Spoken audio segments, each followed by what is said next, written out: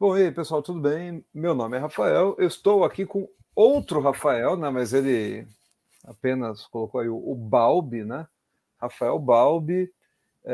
Balbi, então, vamos falar um pouquinho sobre a história do RPG no Brasil, né? A gente tentar buscar esse panorama novo aí, ou melhor, tentar descobrir essa rede, né? Que a gente faz parte, né? Talvez que a gente é o peixe que foi fisgado, a gente está nessa rede e a gente tem dificuldade de sair. Então, antes de mais nada, eu queria agradecer ao Balbi, né? Obrigado por você ter aceito. Cara, pô, para mim é um prazer. Como eu falei, é uma honra tá num programa como esse, né? Que junta essas histórias, que dá um sentido para elas e, pô, é uma felicidade muito grande poder estar no meio de tanta gente legal que você já entrevistou pô, o teu trabalho também, você é um cara que tá no rolê aí bastante tempo e tem uma produção muito maneira, cara, entrevistando muita gente legal, com perguntas muito legais, eu vejo. Alguns, eu não vi tudo, mas vários eu vi, e fico muito feliz de poder participar, cara, fico agradecido demais. Não, e é, o, como que você consegue. Bom, isso eu vou perguntar depois. Como você consegue ter tempo de assistir outras coisas enquanto você produziu 1.000 episódios de um podcast? E um podcast longo, né? Não era um podcast de 15 minutos, mas um podcast. Mas enfim. Bom, me fala uma coisa. Você é do Rio, né?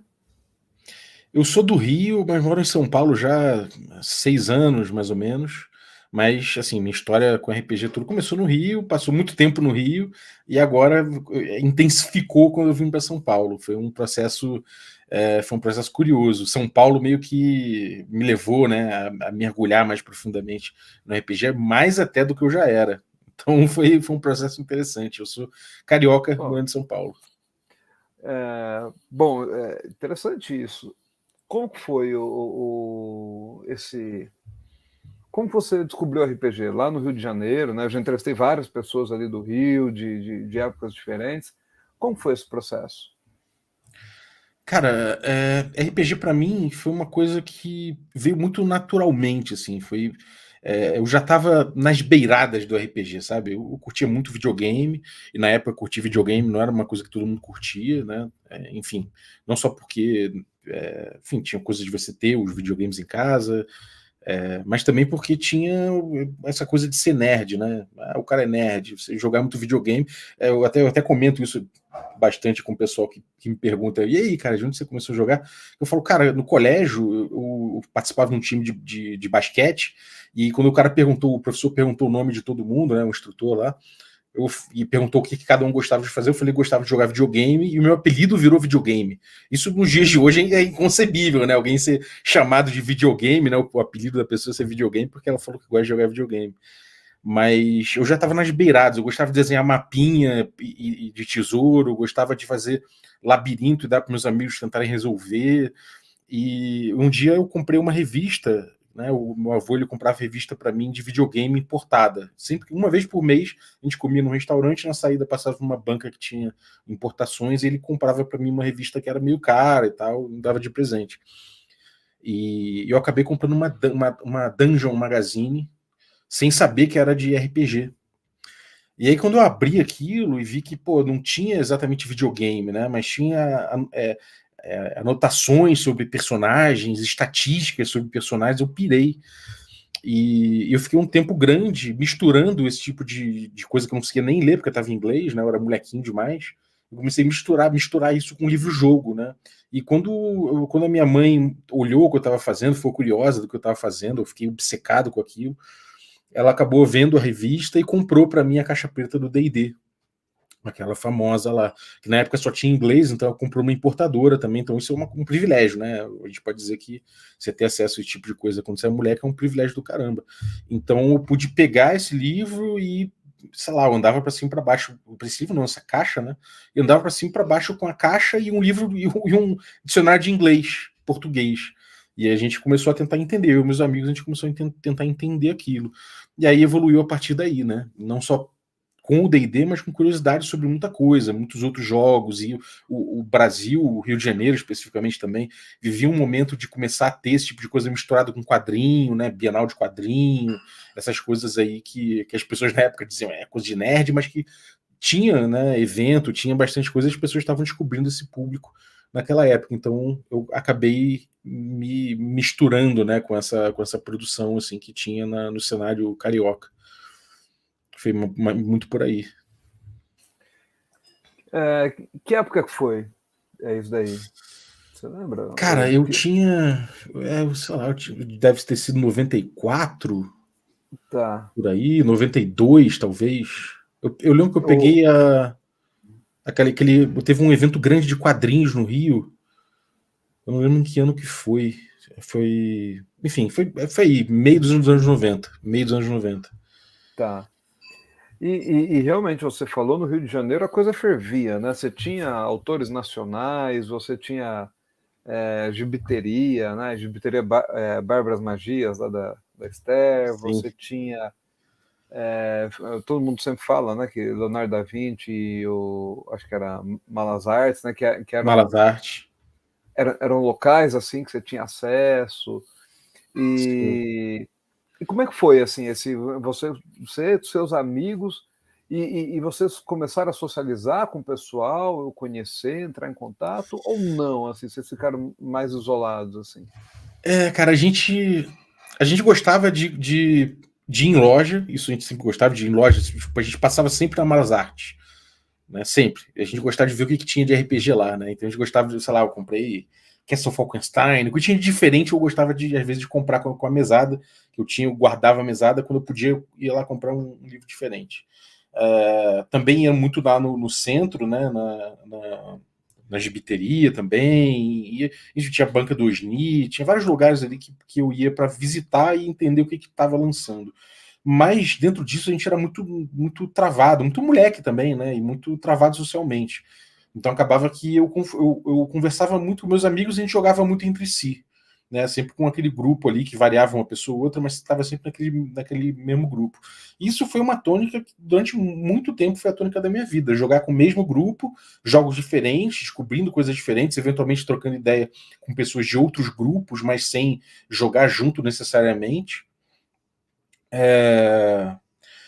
E isso é o que tinha no Rio, que era basicamente meu grupo de amigos, né, desde sempre, né, aquele grupinho que sempre foi, né, a galera junta lá. Então a gente meio que eu tinha alguns amigos fora do RPG, tinha vários, mas eu ficava muito amigo da galera que jogava RPG comigo. Então essa foi muito a dinâmica do Rio de Janeiro para mim, né? Então quando eu abandonei o Rio, vim para São Paulo e tal, eu acabei cada vez mais jogando com gente diferente, né? Indo ao evento e socializar dentro do evento, muito porque eu já não estava mais no contexto daquele meu grupo original, por assim dizer, né?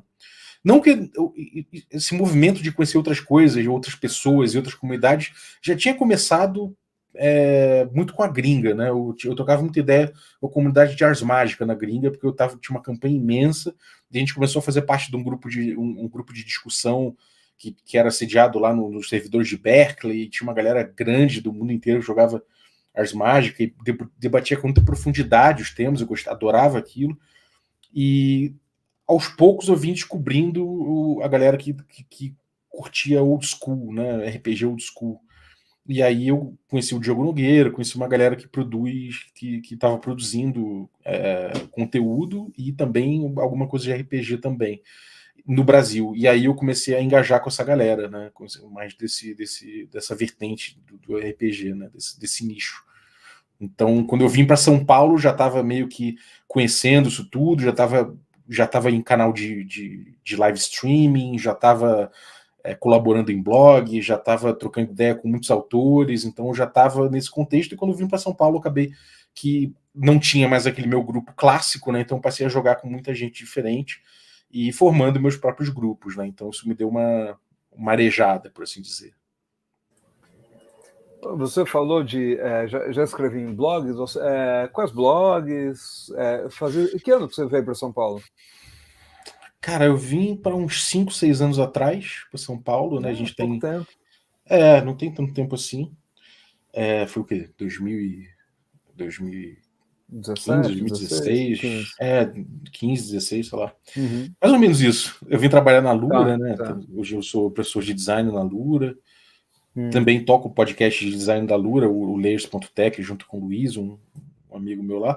Mas o principal, cara, dessa coisa de ter vindo para São Paulo, acho que foi começar a conhecer mais gente mesmo, né? Agora, os que eu colaborei, né? Eu colaborei muito com o Diogo Nogueira no Ponto de Experiência, que é um blog que eu devorei quando eu descobri, né?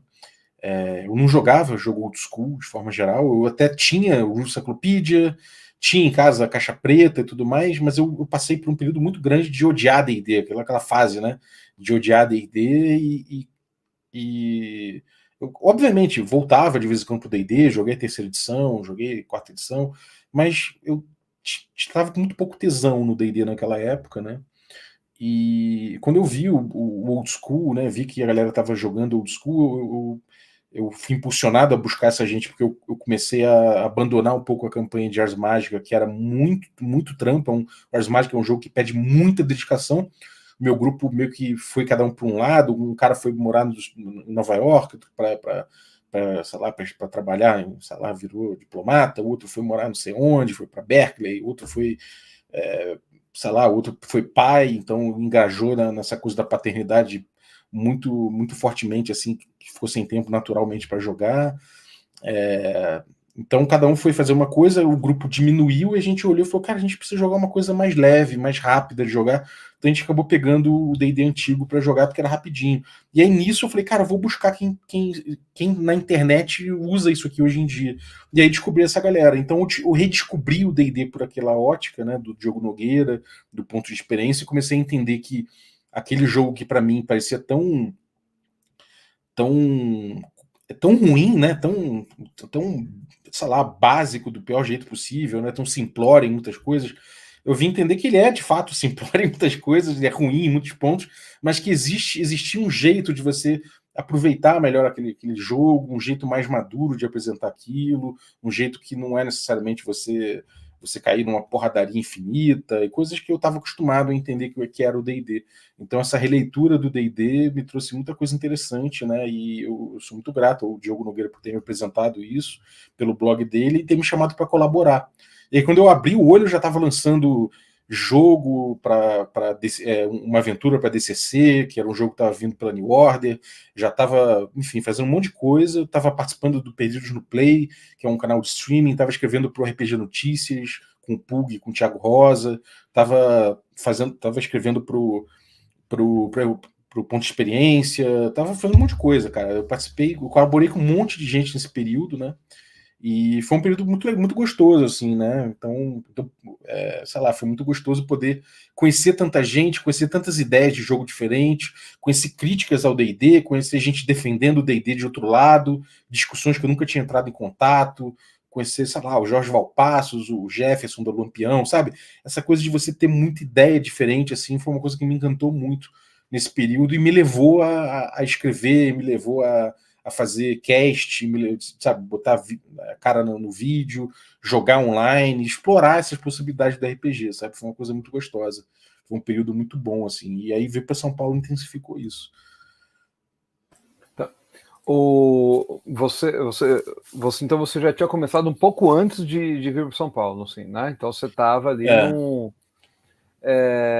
E aí, como foi esse processo dessa mudança para São Paulo? O que você sentiu, assim, a diferença tem uma diferença, assim, você sentiu, pelo menos para você, atualmente, claro, os anos 2010, não vamos falar dos anos 90, não vamos, mas a partir de 2015, 2016, que você falou que você mudou, teve algum, qual a diferença que você sentiu, assim, na cena? Cara, na cena especificamente, não sei, eu acho que é uma coisa mais da minha experiência de São Paulo, não necessariamente da cena do RPG. Né? Porque no Rio tem muita gente que faz, tem autor, tem gente que faz evento, tem tudo tem. Mas para mim, vir para São Paulo, acho que eu sou um dentre tantas pessoas que não estava mais na sua cidade natal. Né? Claro, eu engajei com muita gente que é paulistana e tudo mais, mas eu conheci muita gente que não era, né? E que estava tocando alguma coisa. Né? Então, jogar RPG juntar em grupos para jogar RPG levava naturalmente a criar um projeto em cima disso. Né? Então a impressão que eu tenho, obviamente é uma experiência muito pessoal de São Paulo, é que tudo levava a gente, tudo me levava a alguém que falava, então, vamos fazer tal coisa, vamos lançar um projeto, vamos tentar fazer isso aqui, vamos tentar fazer aquilo lá. Então, as coisas convergem muito fácil para um projeto, né? Pelo menos dentro da minha experiência de São Paulo. E isso é uma diferença para mim da cena, né? Eu acho que São Paulo tem mais gente que é potencialmente produtora de conteúdo, sabe? Ou de autor de livro, etc. No Rio eu via gente mais relaxada, que estava ali para curtir uma, né? Para chegar, ver qual é. Em São Paulo tem muita gente que já vem nessa coisa de vou produzir, vou criar, vou botar no mercado, vou colaborar, né? Então eu sentia o São Paulo uma coisa muito mais forte de network e no Rio uma coisa mais relaxada, assim, uma coisa mais da galera curtindo a cena, sabe? Então tem seus pontos positivos e seus pontos negativos em cada uma dessas abordagens, né? Mas é muito a minha experiência pessoal também, obviamente, que não é uma verdade universal, né?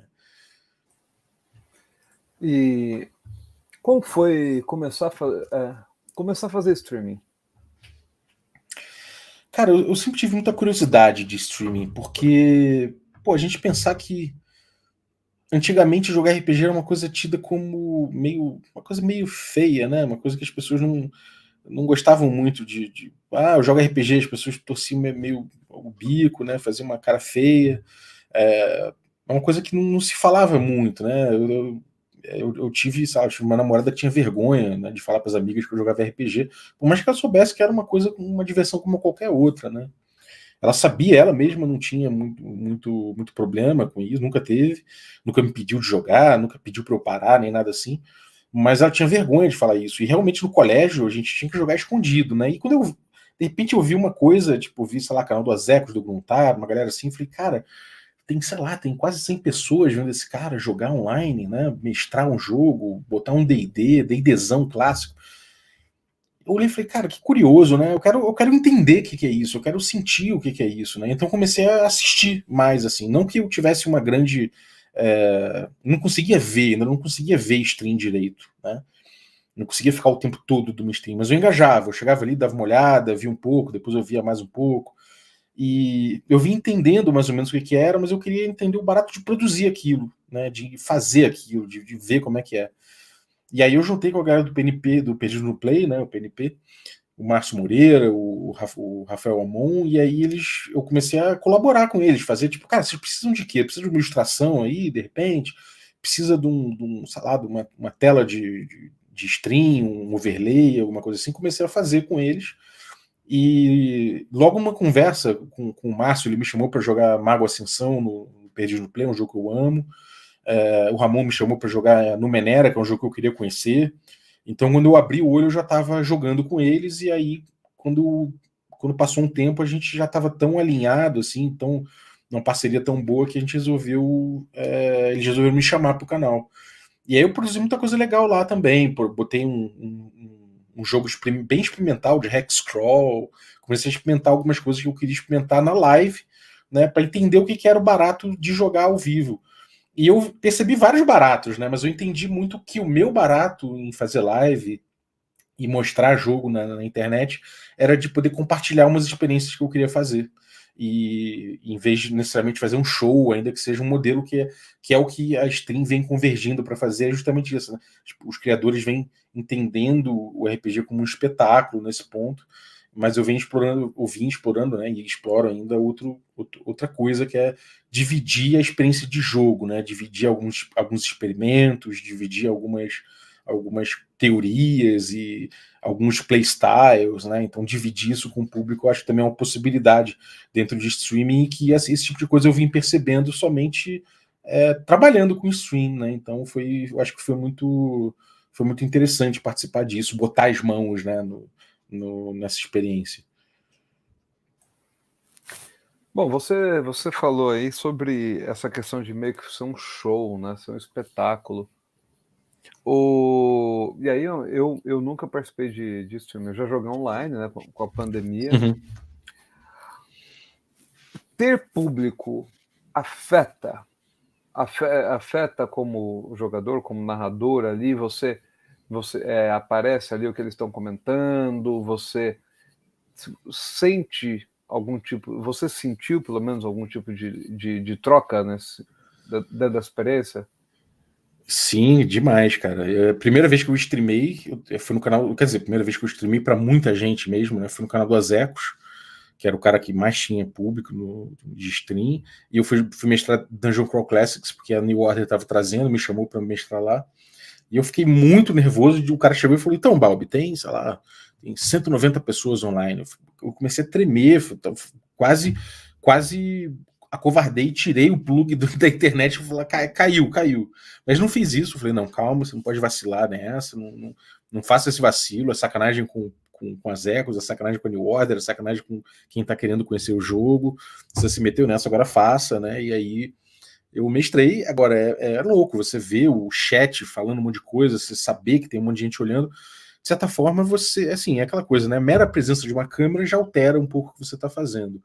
Obviamente que tem muitas formas de lidar com isso, mas no caso eu estava me entregando a essa experiência de entender como é que é esse lance das pessoas estarem vendo, a interação com elas, e esse caminho é um caminho possível. Quando você começa a trilhar esse caminho, você começa a querer de fato entender que você quer dar show.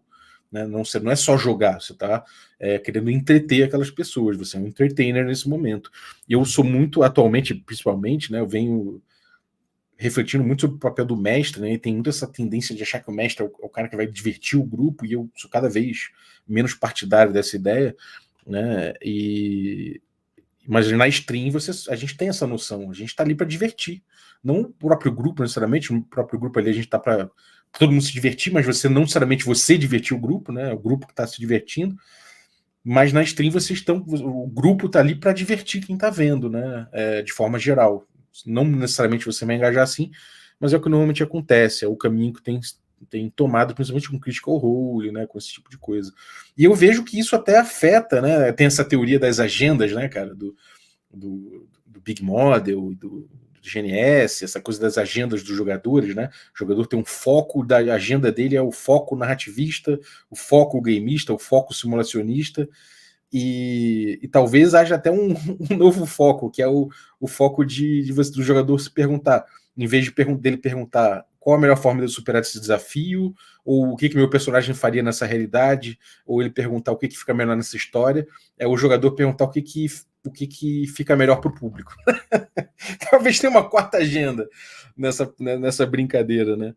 Eu costumo brincar com isso, mas eu venho pessoalmente buscando outro caminho, né? Eu tenho o D&D Moleque, que é um projeto não de jogo ao vivo, mas de jogo gravado, em que a gente fez muito experimento em cima do D&D antigo, com esse jogo, né, com o D&D Moleque. A gente botou câmeras gravando, e nesse ponto a gente se meteu 3 dias numa imersão numa garagem, e a presença das câmeras no início, você fica um pouco consciente delas, mas é possível você desligar bastante disso, né? Claro que eu acho que você não desliga nunca 100%, mas você consegue, de certa forma, trazer certa ritualística para a parada, que quando você percebe, você não está mais ligando para a câmera e você está imerso no jogo de uma forma que você estaria num jogo sem câmera, né? E aí, no caso, a gente se preocupa com o espetáculo depois de gravado, né? Na hora da edição, na pós-produção, aí sim a gente se preocupa com o público, mas ali a gente estava preocupado em jogar o jogo dentro de uma proposta que a gente estava bolando, né, uma proposta de playstyle, de estilo de jogo, e também experimentando algumas coisas como, por exemplo, vamos jogar D&D sem teste de atributo, mas com outras soluções, né? Como aproveitar melhor aquele sistema, como aproveitar melhor aquelas ferramentas. Então, existia um debate que a gente estava travando ali, né? E o foco era muito mais isso do que o espetáculo. O espetáculo a gente deixou para pós-produção, né? Então, a gente tentou equilibrar dessa forma, e aí a gente passa a tomar decisões estéticas e narrativas específicas para aquele produto, mas o sumo do jogo em si, de fato, a gente tentou afastar essa quarta agenda, né, essa agenda de fazer o que o público gostaria de ver, né, de tentar entender o que o público gostaria de ver. É bem por aí. Não, esse elemento é muito interessante, porque quando você está na mesa ali, não existe público, né? Uhum. E então, enfim, vocês estão meio que E o D&D Moleque surgiu quando? E por quê? Assim, porque vamos fazer desse jeito e não o streaming. Eu acho que ele foi 2018, eu acho que a gente gravou em 2017, soltou em 2018, talvez. Ou foi em 2018 mesmo. Acho que foi 2018. Soltou em 2018, pelo menos. O D&D Moleque ele veio muito na esteira do Café com Dungeon, né? O Café com Dungeon é um podcast que eu estava trabalhando já e eu trazia muitas reflexões. Não somente sobre D&D antigo, mas muita coisa sobre D&D antigo.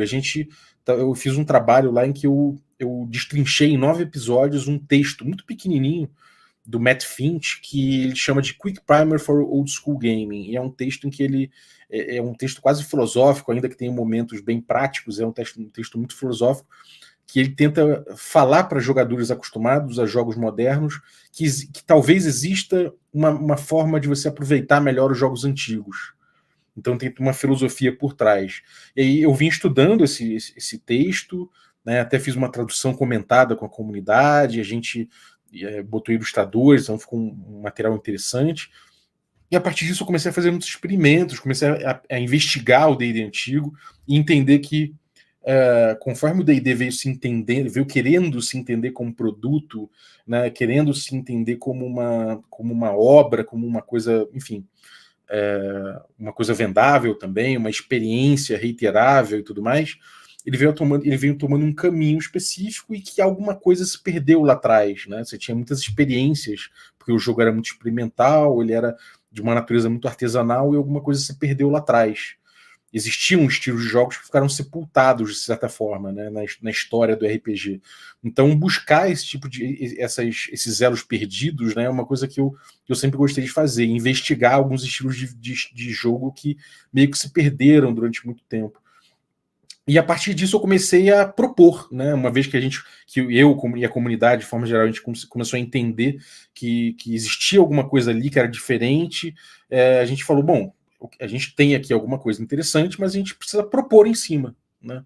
Então vamos propor, vamos começar a estudar e propor algumas coisas. E é isso que a gente começou a trabalhar um estilo de jogo particular a partir da leitura do Quick Primer sobre os jogos antigos, né? O D&D antigo, o primeiro ciclo do D&D, por assim dizer.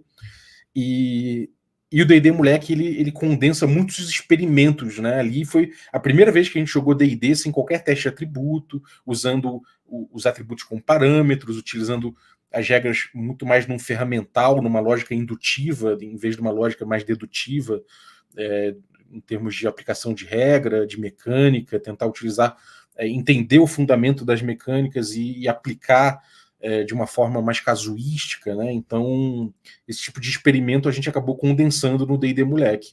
E dentro da comunidade do nicho que a gente trabalha, esse tipo de coisa do old school, ele ficou bem famoso, ficou bem influente, muita gente foi influenciada por ele, muita gente começou a trabalhar os jogos como a gente propunha e dar feedback e trabalhar em cima. Isso levou a gente a querer lançar um jogo, e a gente tem trabalhado atualmente no Caves and Hexes, que não é exatamente um retroclone, né? No momento ele é um retroclone, mas a gente tem trabalhado ele para tentar apresentar o D&D clássico como uma caixa de ferramenta e dentro de uma lógica de jogo particular. Então a gente está desamarrando o jogo dos seus procedimentos, a gente está entendendo o fundamento das ferramentas e tentando criar um manual, né? Fazer um trabalho bem cheio de particularidades do manual de jogo desse jogo, do que era um D&D clássico, que a gente está chamando de Caves and Hexes. Então é uma proposta nova, né, olhando inclusive com influências da Forge, com influência de, sei lá, de jogos mais modernos,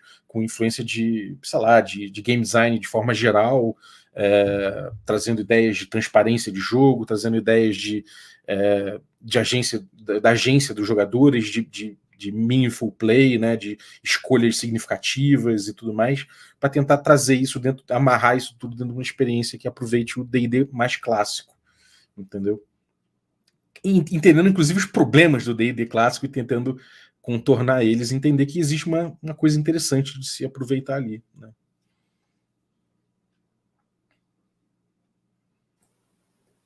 Bom, aí no caso, você falou, eu já vou querer saber do jogo, mas então ele nasceu do Café com Dungeon, é isso? Assim, assim, a das suas comunidade. experiências, né? Sim, sim. Ele veio muito desses debates que o Café com Dungeon trouxe. E a comunidade comprou, né, esses debates bastante. Então a gente pôde debater muito, jogar junto. Jogar em. Cara, a gente Uhum, teve. Assim, o tanto de jogo que a gente jogou em torno dessas ideias e desses experimentos não está no gibi. A gente teve. Já tem uma segunda campanha com mesa aberta, né? Que já passaram mais de 200 jogadores, enfim, com muitas e muitas mesas. Então, um playtest bem uhum, amplo, com muitos mestres. Então, é uma coisa bem divertida desse diálogo com a uhum. comunidade, é muito importante pra gente, entendeu? E passou muito pelo café, né? Por trazer as ideias no café, propor algumas coisas no café, e do café a gente começar a experimentar tanto em mesa aberta, tanto em jogo online, mas inclusive com D&D Moleque. Que não é ao vivo porque a gente resolveu não ter essa influência Uhum, uhum, uhum. sabe, essa influência live, né? Essa influência das coisas Sim. acontecendo enquanto a gente está jogando. A gente queria jogar numa bolha mesmo, Uhum. gravando com a mínima influência possível das câmeras para poder, depois do jogo terminado, a gente trabalhar ele como produto. Sim. Até porque se for playtest é melhor que não tenha influência, né? Exatamente. Porque senão. Exatamente. É um ruído, E, né? É um ruído. não, é muito ruído, né? E aí, quer Não tem dizer, como. pô, mas jogar com os meus amigos o jogo tá diferente, né? A pessoa Sim. ela vai, ela vai estranhar, porque fala, pô, mas por que eu tô, enfim. E o Café com Dungeon, como que nasceu? Cara, o Café com Dungeon nasceu dessa aventura São Paulo, né? Em São Paulo eu acabei jogando, eu acabei juntando com umas pessoas, mais especificamente que eu tinha mais afinidade, né? O Ramon Mineiro, que é o cara que eu já tinha conhecido na época do RPG Notícias. O Chess, que é um cara que é o do Teatro dos Mundos, que é um canal que eu admiro muito. Ele é um cara pessoalmente que eu gosto muito também. Tinha o Carlos, que é um sujeito que eu vim conhecendo no Rio e ele mudou para São Paulo, eu também mudei. Eu sabia que ele gostava de RPG, mas estava sem grupo. Acabei chamando ele e virou um grande amigo também. Do Teatro dos Mundos eu acabei conhecendo o Diego, que veio jogar também, e a gente começou a jogar em casa, jogando cada semana um jogo diferente, né? Jogando, sei lá, Urban Shadows, jogando Sétimo Mar, jogando D&D, jogando DCC, cara, muito jogo, né? Isso era uma coisa muito gostosa, que era um monte de aficionado, a gente terminava o jogo e ficava depois de resenha falando sobre o jogo, que é uma coisa que eu fazia no Rio com o meu grupo de sempre, que foi muito gostoso poder reviver em São Paulo. Só que quando a gente abriu o olho, a gente já estava com um canal, a gente estava querendo transmitir jogo ao vivo toda quarta-feira. E aí, cara, foi uma loucura, né? A gente passou um ano com regra da casa fazendo isso. A gente botava webcam de 720 amarrado com fita isolante, botava uns microfones de mão para falar, tal. A gente fez um ano de uma campanha. Foi muito gostoso. A gente tem muito jogo também. A gente variava o jogo. Teve uma campanha de D&D, mas a gente tem, sei lá, Maze Rats, tem, cara, tem muito jogo, né? Tem Dungeon World, tem muita coisa que a gente jogou lá. E foi um período muito gostoso. Mas o Regra da Casa acabou gerando muitos produtos, né? Tinha essas lives, a gente acabava fazendo um formato que era o Regra da Rua, que a gente ia pro bar, né? Sei lá, ia para um izakaya, ia para um, sei lá, ia para um barzinho na esquina, ia para qualquer lugar e ficava trocando ideias de RPG, bebendo uma cerveja e tomando e gravando de uma forma bem espontânea, assim. Teve sketch de comédia, a galera do Dungeon Rose do Fate me odeia porque eu fazia piada, o lance era fazer piada com um fanático do old school, né? Uma igreja, o culto grego-rockiano do 20 prometido. E eu falava, livrai-nos do Fate, não sei o que, fazia umas paradas dessas, apesar de jogar Fate, adorar Fate. Mas a galera ficou chateada. Mas tinha essa veia cômica também, né? Tinha, sei lá, tinha uns sketches que a gente fazia. Tinha também, sei lá, tinha muita coisa que a gente trazia pro Regra da Casa. E uma das coisas que a gente atacou, né, era o podcast. Durante uma sessão a gente falou, cara, vamos fazer um podcast? Aí eu falei, pô, vamos, mas só se for todo dia. E falei meio brincando, mas eu tendo a levar a sério as brincadeiras. E quando eu olhei, eu tava gravando todo dia, a galera tava participando e tal, mas acabou que é um ritmo muito louco, e meio eu que tava topando mesmo esse ritmo louco, né? Todo dia, 5 da manhã, tinha um episódio novo. E quando o Regra da Casa, as pessoas começaram a não ter tempo, ou sei lá, por algum motivo não participar tanto, começaram a sair, depois de um ano as strings acabaram, a gente estava meio sem pique, era um esforço gigantesco, sabe? Muita questão técnica para conseguir jogar. Mas abriu muitas portas, foi muito gostoso enquanto durou, e acabou que o produto que sobrou do Regra da Casa foi o Café com Dungeon, que foi o podcast. E aí eu meti bala, cara. Eu fiquei só com ele e fiquei nessa de fazer acontecer, né? O podcast acabou que deu muito certo. Ele foi até o episódio 1000 e deu para terminar ele no milésimo, né? Encerrando um ciclo, por assim dizer. Bom, 1000 episódios, né? Deve ter acontecido poucas coisas, né? Me fala uma coisa, você falou que então estava a Regra da Casa, estava ali e aí foi minguando, o Café com Dungeon começou. Por que o nome Café com Dungeon? Cara, foi o Ramon que inventou esse nome, sei lá. A gente via muito podcast que era café não sei o quê, café não sei o que lá. E a gente ficou fazendo brainstorm. A gente sempre ficava, depois de sessão, ficava fazendo brainstorm de coisa. Regra da Casa surgiu do brainstorm, foi até a ideia do Chess. O Chess uma hora soltou e todo mundo falou: para, chegando. E o Café com Dungeon foi meio assim também. Foi meio por acaso. E o Ramon acabou inventando uma vinhetinha que pegou. Essa vinhetinha foi. Acho que foi um dos motivos do sucesso inicial do Café com Dungeon foi a vinhetinha, um diálogo que, tipo, oi, quer café? Café com quê? Café com Dungeon, tipo, duas pessoas conversando. E eu acho que foi curioso, né? Até as pessoas às vezes mandavam mensagem falando assim: pô, quem pergunta café com o quê? Quer café sim ou não, né? Vocês viajaram em cima.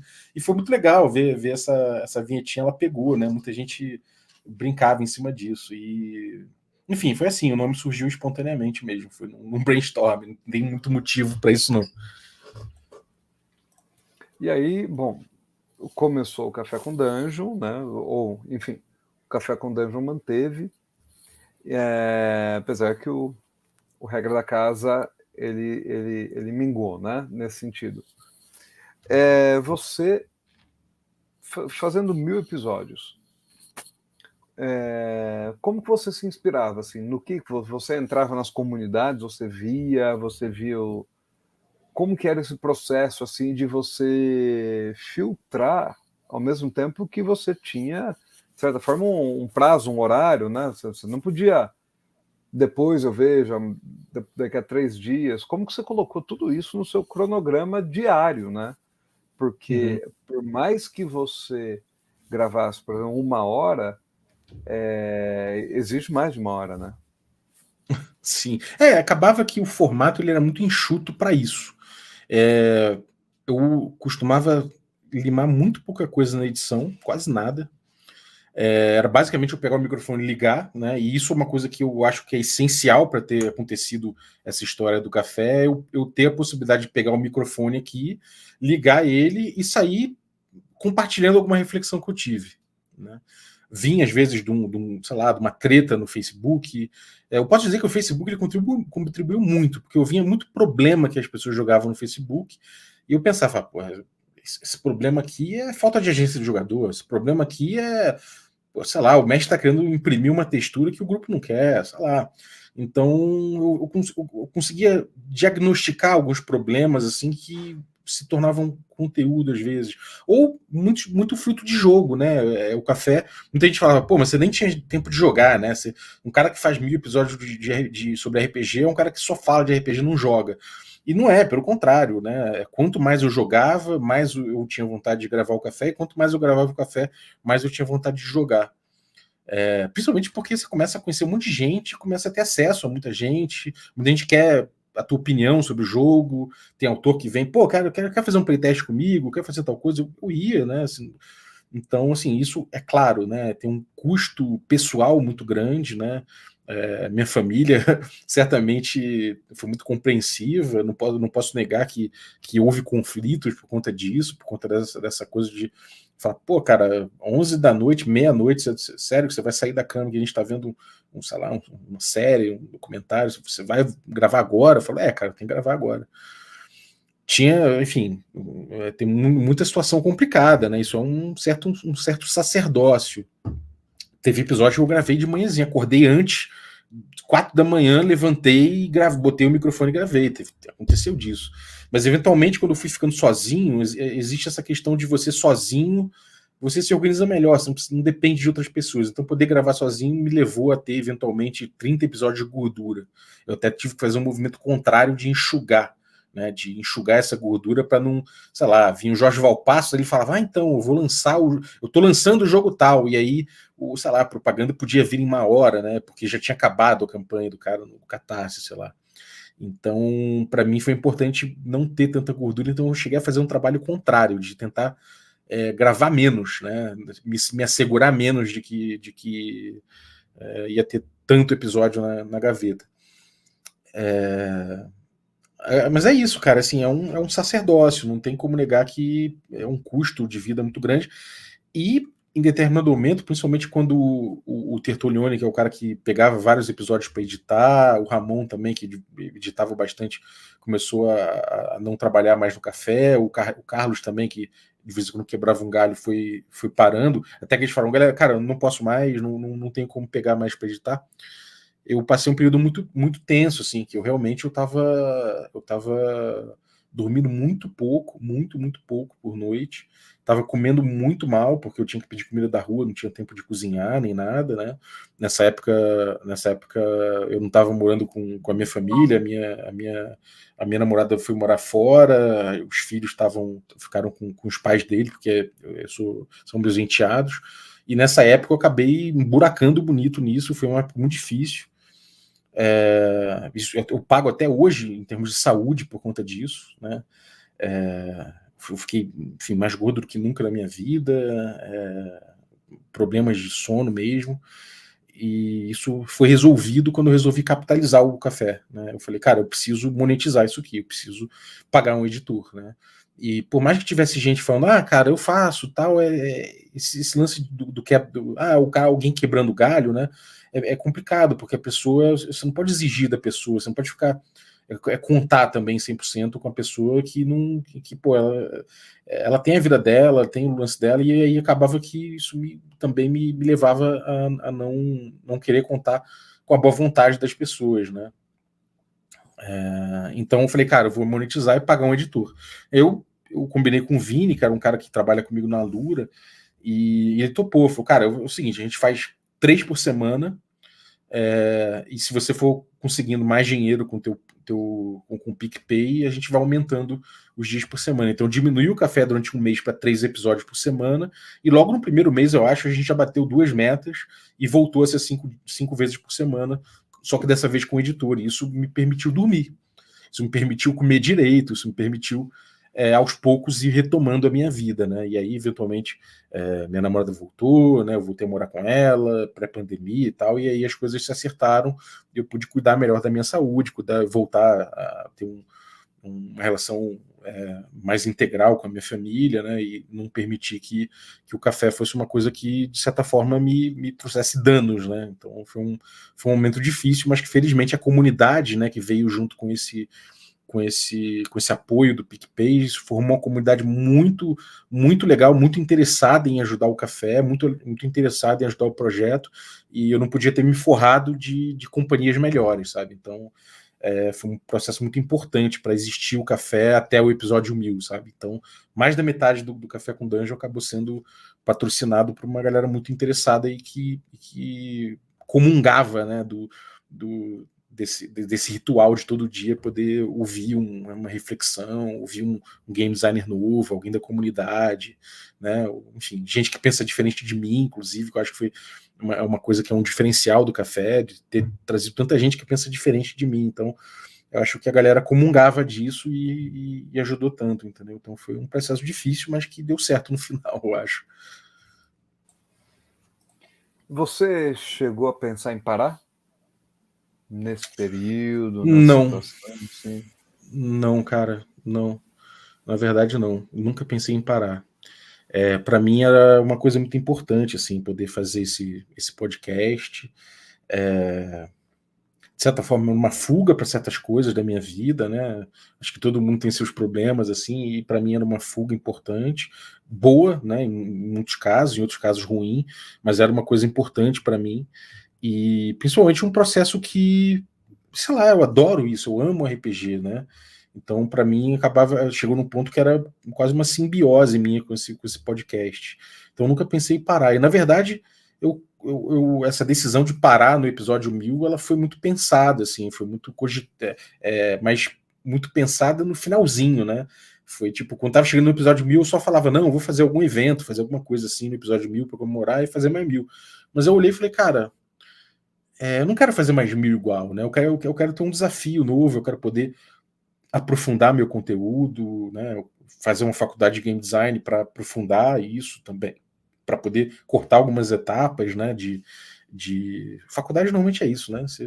Você poderia ser autodidata com assunto com game design, mas a faculdade ela te bota certos caminhos à frente, te coloca em contato com algumas pessoas interessantes que ajudam você a evoluir mais rápido, né? Então eu achei interessante entrar numa faculdade de game design, poder consumir conteúdo sem necessariamente ser um produtor de conteúdo, né? Ficar muito preso nessa produção diária, poder aprofundar meu conteúdo, trazer uns temas que eu de repente aborde de outras formas, que eu não seja escravo de um formato, né? Mas que eu possa, em vez de ficar atendendo ao algoritmo no YouTube, em vez de ficar atendendo métrica do Spotify, em vez de ficar atendendo hora de streaming na Twitch, né? Eu tentar usar a plataforma de acordo com o conteúdo que eu tiver necessidade de botar. Então, se eu tiver um conteúdo que faz mais sentido em vídeo, de eu utilizar vídeo, né? E dane-se a métrica do YouTube, né? Eu vou botar em vídeo e a comunidade vai ter acesso, e é isso.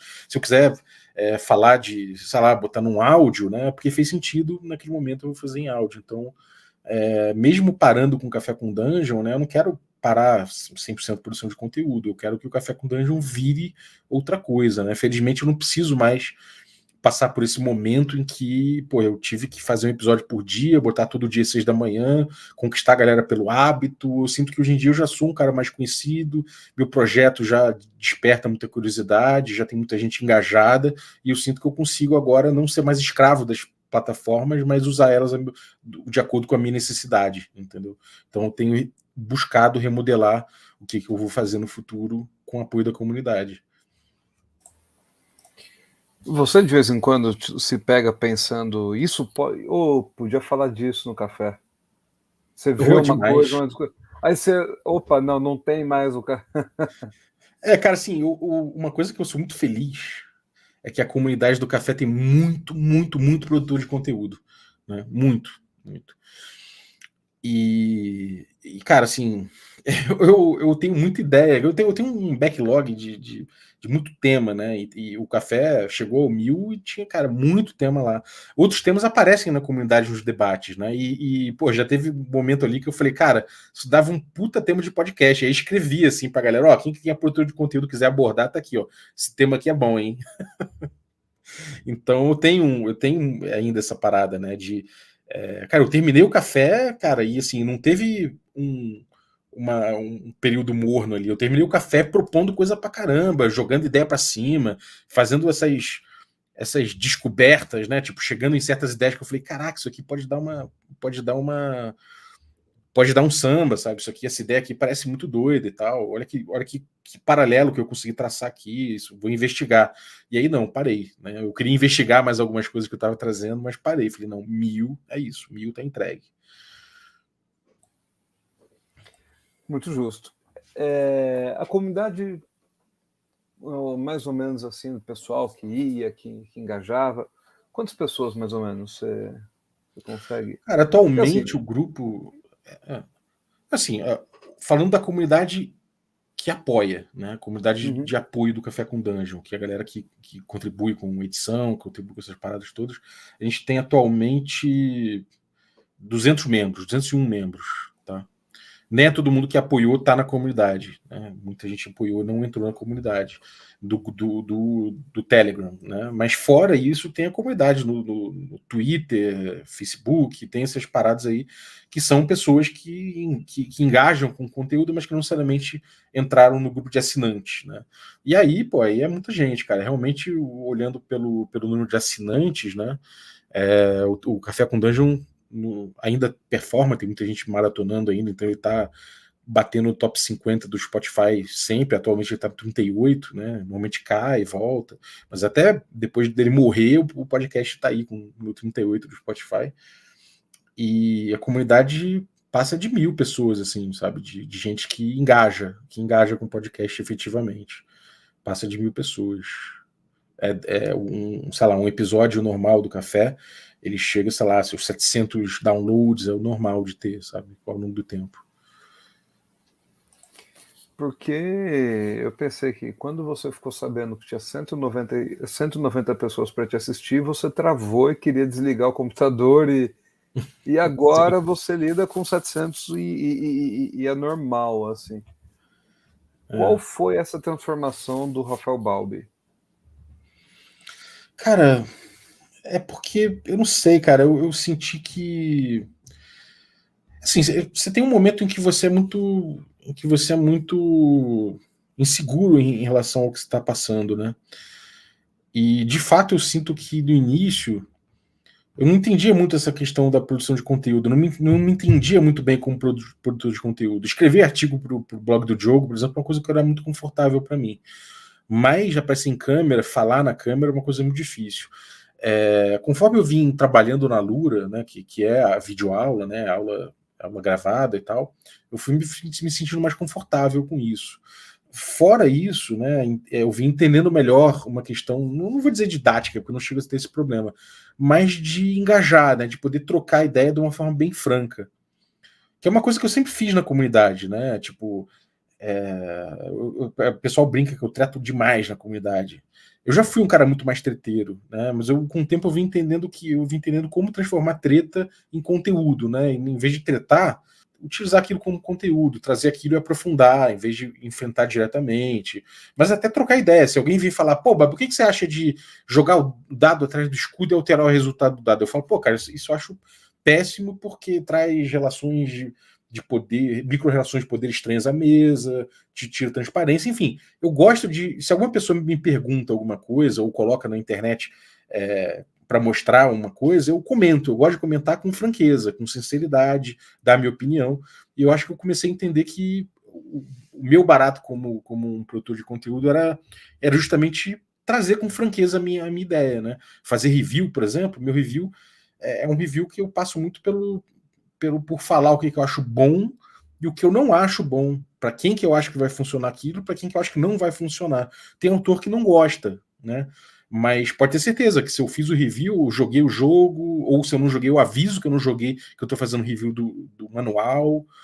Eu dou minha opinião com franqueza, explico por quê, né? E eu acho que isso é respeito, né? Se eu pego um jogo para fazer, é porque eu gostei dele minimamente. Se eu faço resenha do jogo, é porque eu achei ele minimamente interessante. Se eu não acho interessante, eu nem resenha faço.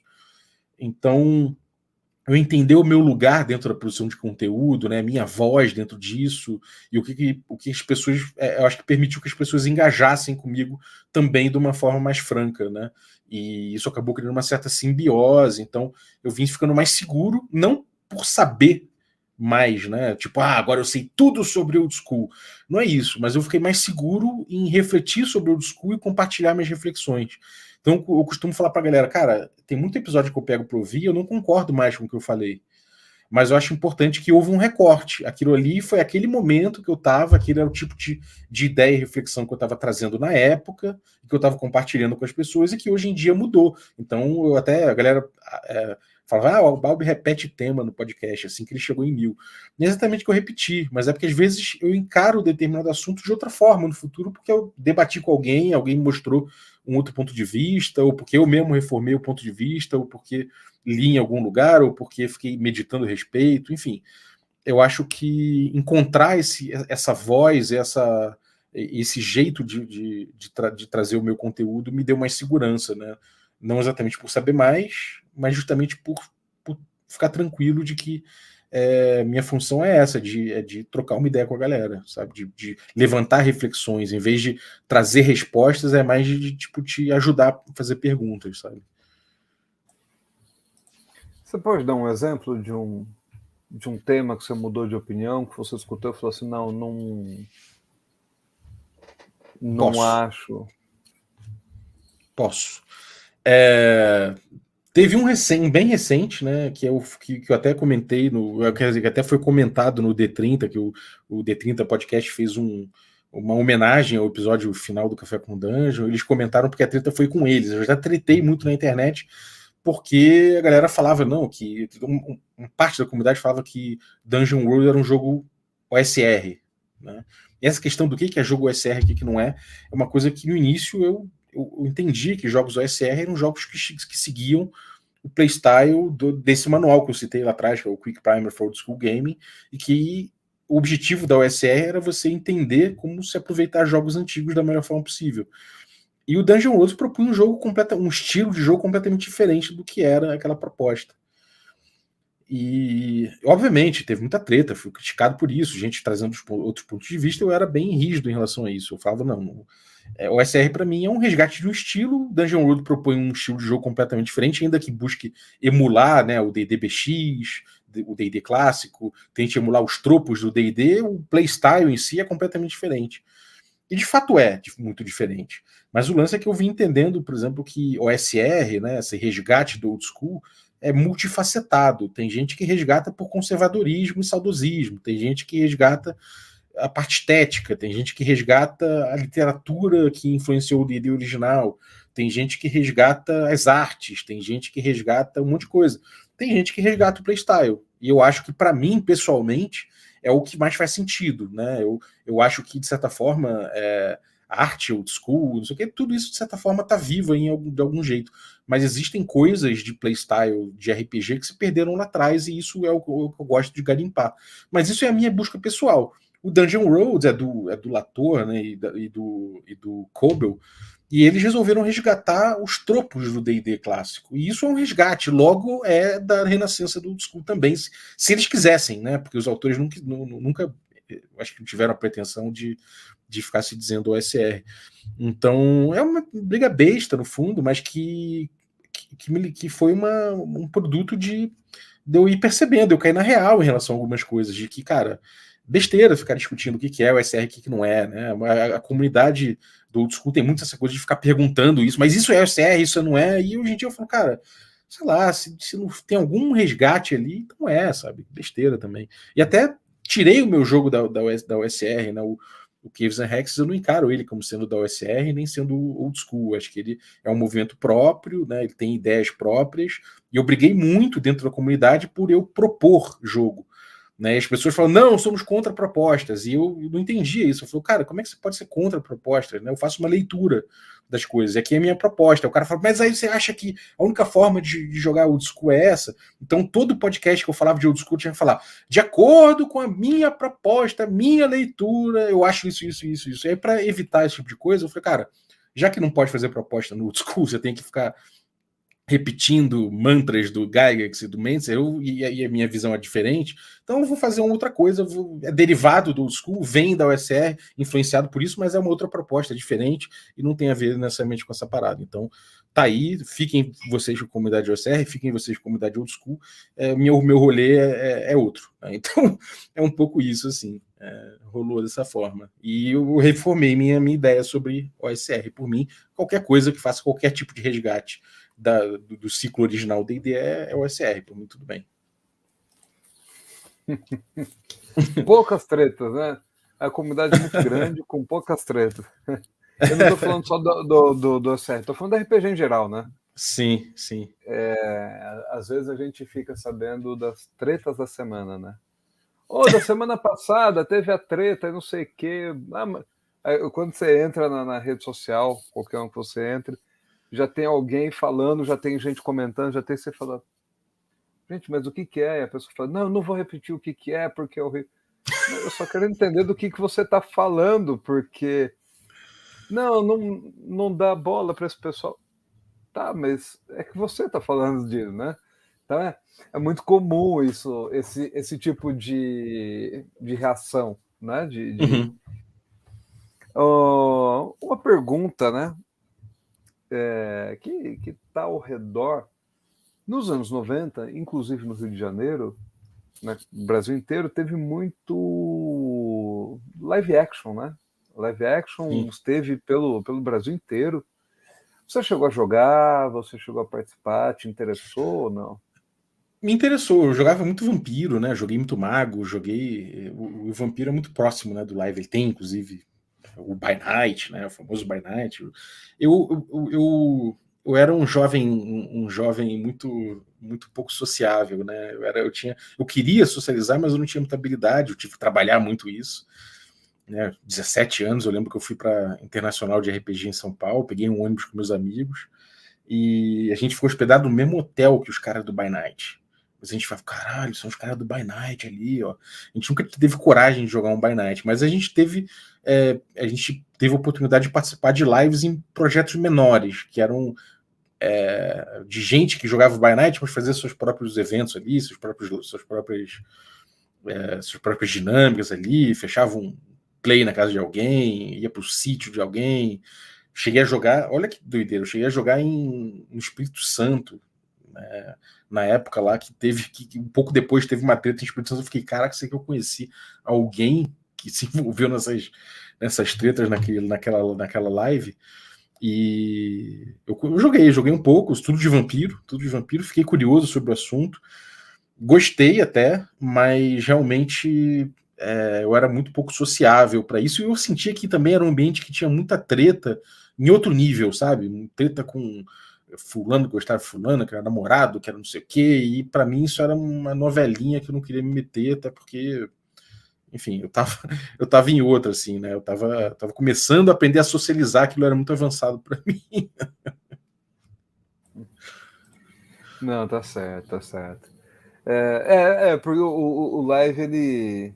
Até porque o live de Vampiro foi um período, né? O Vampiro foi um RPG que expandiu um pouco, né? A quantidade de mulheres que jogavam, né? Então, os eventos que tinha. Você chegou aí no Encontro Internacional, algum evento assim ou não? Com 17 anos eu fui no primeiro, depois fui em mais dois. Normalmente juntava meus amigos ali, a gente ia em evento. A gente conheceu um cara chamado Rogério Mendes, que tinha o Sirius RPG, a gente chegou a fazer playtest e tal, mas era uma galera muito pequena, assim, a gente não chegou a engajar com as grandes galeras do meio, sabe? A gente via a galera da Dragão Brasil passar e falar: caraca, olha os caras da Dragão Brasil, olha lá, fulano de tal. Cheguei a ver palestra do Pondsmith, fiquei, caraca, vi palestra do Pondsmith. Então é muito gostoso, assim. E é isso, uma admiração da comunidade, de certas pessoas da comunidade de longe, né, muito distante. Uma coisa de não participar exatamente por timidez, né? Muito por timidez. Mas joguei umas mesas, joguei jogos diferentes, conheci pessoas que eu conheço até hoje, conheci na época do Internacional, então foi muito gostoso.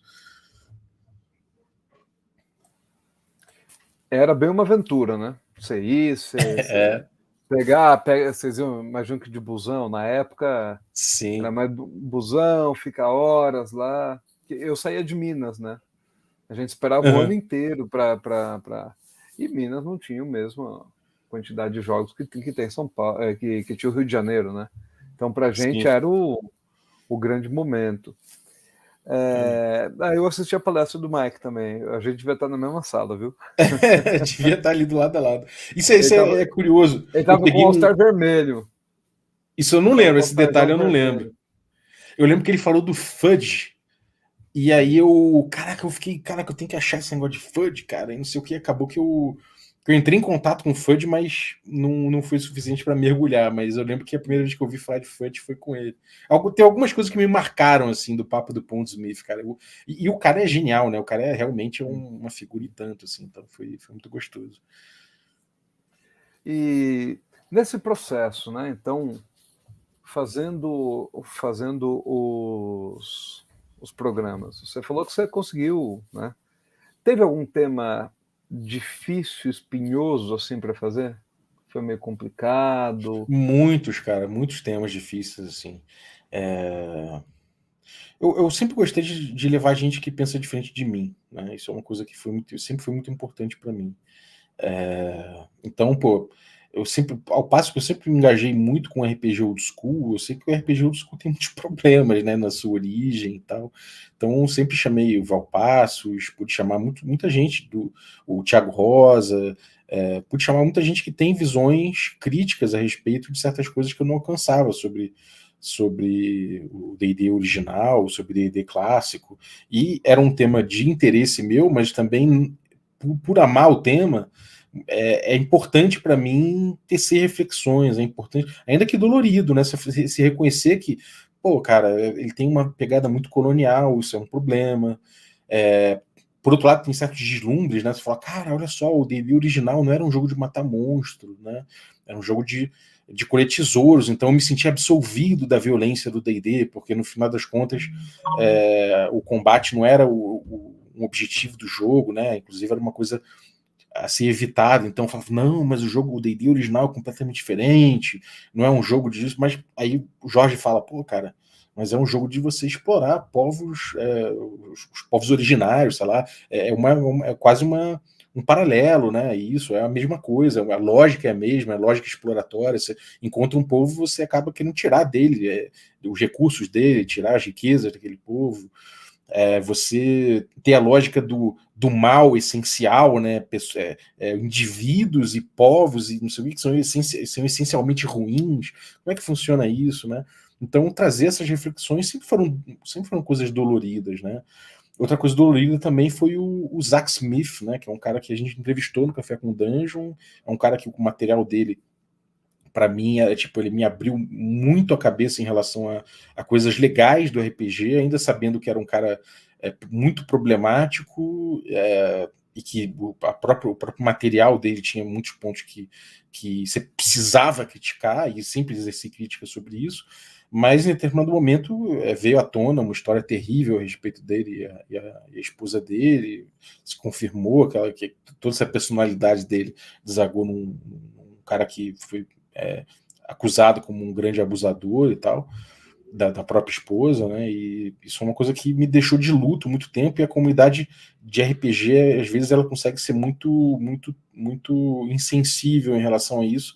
De eu acordar, sei lá, 8 da manhã e ter, cara, 12 mensagens no meu Instagram e no meu Facebook de gente me cobrando ideia, e você não vai se pronunciar? Eu falei, cara, pô, em primeiro lugar, eu nem sei do que está acontecendo, deixa eu me inteirar sobre o assunto, deixa eu entender o que aconteceu e, pô, respeito o meu luto, cara. Um cara que eu gostava, eu sempre falava do material do cara, porra, tinha seu lado problemático, como quase tudo na vida, mas é importante a gente ver o lado bom também, e eu vi o lado bom, cresci muito com o lado bom dele, e para mim foi um luto muito grande, eu tinha que passar por isso. E a galera, não, de certa forma, não respeita isso, né? A galera quer ver você. Não, ou você se pronuncia, ou sabe? E esse tipo de coisa eu acho muito, muito tosco, sabe?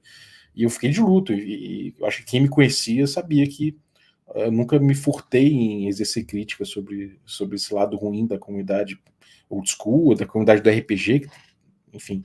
Mas que, sabe, as coisas não são também essa sangria desatada que você precisa cobrar um cara que tá na internet, que é produtor de conteúdo, você não precisa cobrar o cara às 9 da manhã, sendo que o negócio veio à tona às 8, sabe? Tipo, enfim, são umas coisas complicadas. Tem outras coisas que são complicadas, mas que não são emocionalmente complicadas, né? Que, sei lá, eu até fiz um quadro chamado Cagando Regra, porque tinha muita coisa que eu fazia, que eu falava, que eu propunha, eu criticava, e que as pessoas falavam, porra, mas você tá cagando regra, né? E isso é uma coisa que eu acho que é inerente, né? Eu nunca, a produção de conteúdo, né? Se alguém pergunta alguma coisa, eu dou minha opinião. E dar opinião muitas vezes deixa as pessoas chateadas, né? Falar que, sei lá, cara, ó, eu acho que, como eu falei, nesse assunto clássico, né, de rolar atrás do escudo, o dado e não ter transparência sobre o seu jogo, eu acho isso problemático em muitos níveis. A relação lúdica que se estabelece, etc. E muitas vezes você falar sobre isso, dar sua opinião, as pessoas falam, mas você está querendo me ensinar como se joga? Está querendo dizer como como eu devo divertir meu grupo, eu falo, cara, não é por aí, eu não vou nunca na sua casa obrigar você a jogar dessa forma, e passei a brincar com isso, né, de brincar com essa questão de cagar regra e de, enfim, de trazer essas coisas, né, de falar, cara, dá para jogar errado? Dá, na minha opinião, dá para jogar errado, pô. Você pode jogar errado em muitos níveis diferentes. Tem jogar errado que você não olha para os seus amigos, não permite que a criatividade dos outros floresça. Tem jogar errado que você é insensível em relação às outras pessoas e suas necessidades e suas particularidades. Tem você jogar errado ignorando a proposta do jogo em si, tem você jogar errado ignorando as regras, tem você jogar errado esquecendo de uma parte enfim, ainda que você possa se divertir, né? O fato é que existem muitas camadas do jogar certo e jogar errado que muitas vezes são estancadas, são discussões interessantes e que são estancadas por aquele papo de o que importa é me divertir, o que importa é estar todo mundo se divertindo, né? Então, eu abordar esse tipo de coisa, até criticar a ideia de eu só jogo para me divertir, né? Até abordar isso, aprofundar esse tema, foi uma coisa que muitas vezes trouxe dores, porque gente que eu gostava pessoalmente falando, né, que me considerava amigo, ficou chateado comigo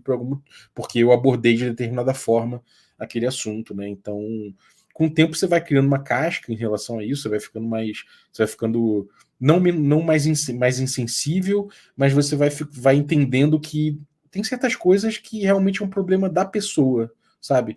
Que, pô, se a pessoa está se doendo com uma opinião sua, que você tem todo o direito de dar, que foi, às vezes, muitas vezes é solicitada a opinião, e que, pô, assim, é uma coisa objetiva, eu não tô falando sabe, que uma pessoa que joga o dado atrás de escudo é uma péssima pessoa, eu tô criticando o ato de jogar o dado atrás de escudo, então, enfim, tem certas coisas que escalam, né? Mas, de forma geral, foi tudo muito bem, assim. De forma geral, se isso fosse uma coisa que fosse uma constante, talvez eu não tivesse pilhado de fazer 1000 episódios, entendeu? Certo, por sorte, eu aprendi a lidar com essa questão da opinião, né? A rebordosa da opinião, e aprendi também a lidar tranquilo, né? A ser um cara tranquilo com críticas, não somente aos jogos que eu gosto, mas as ideias que eu trago, ao próprio podcast, enfim.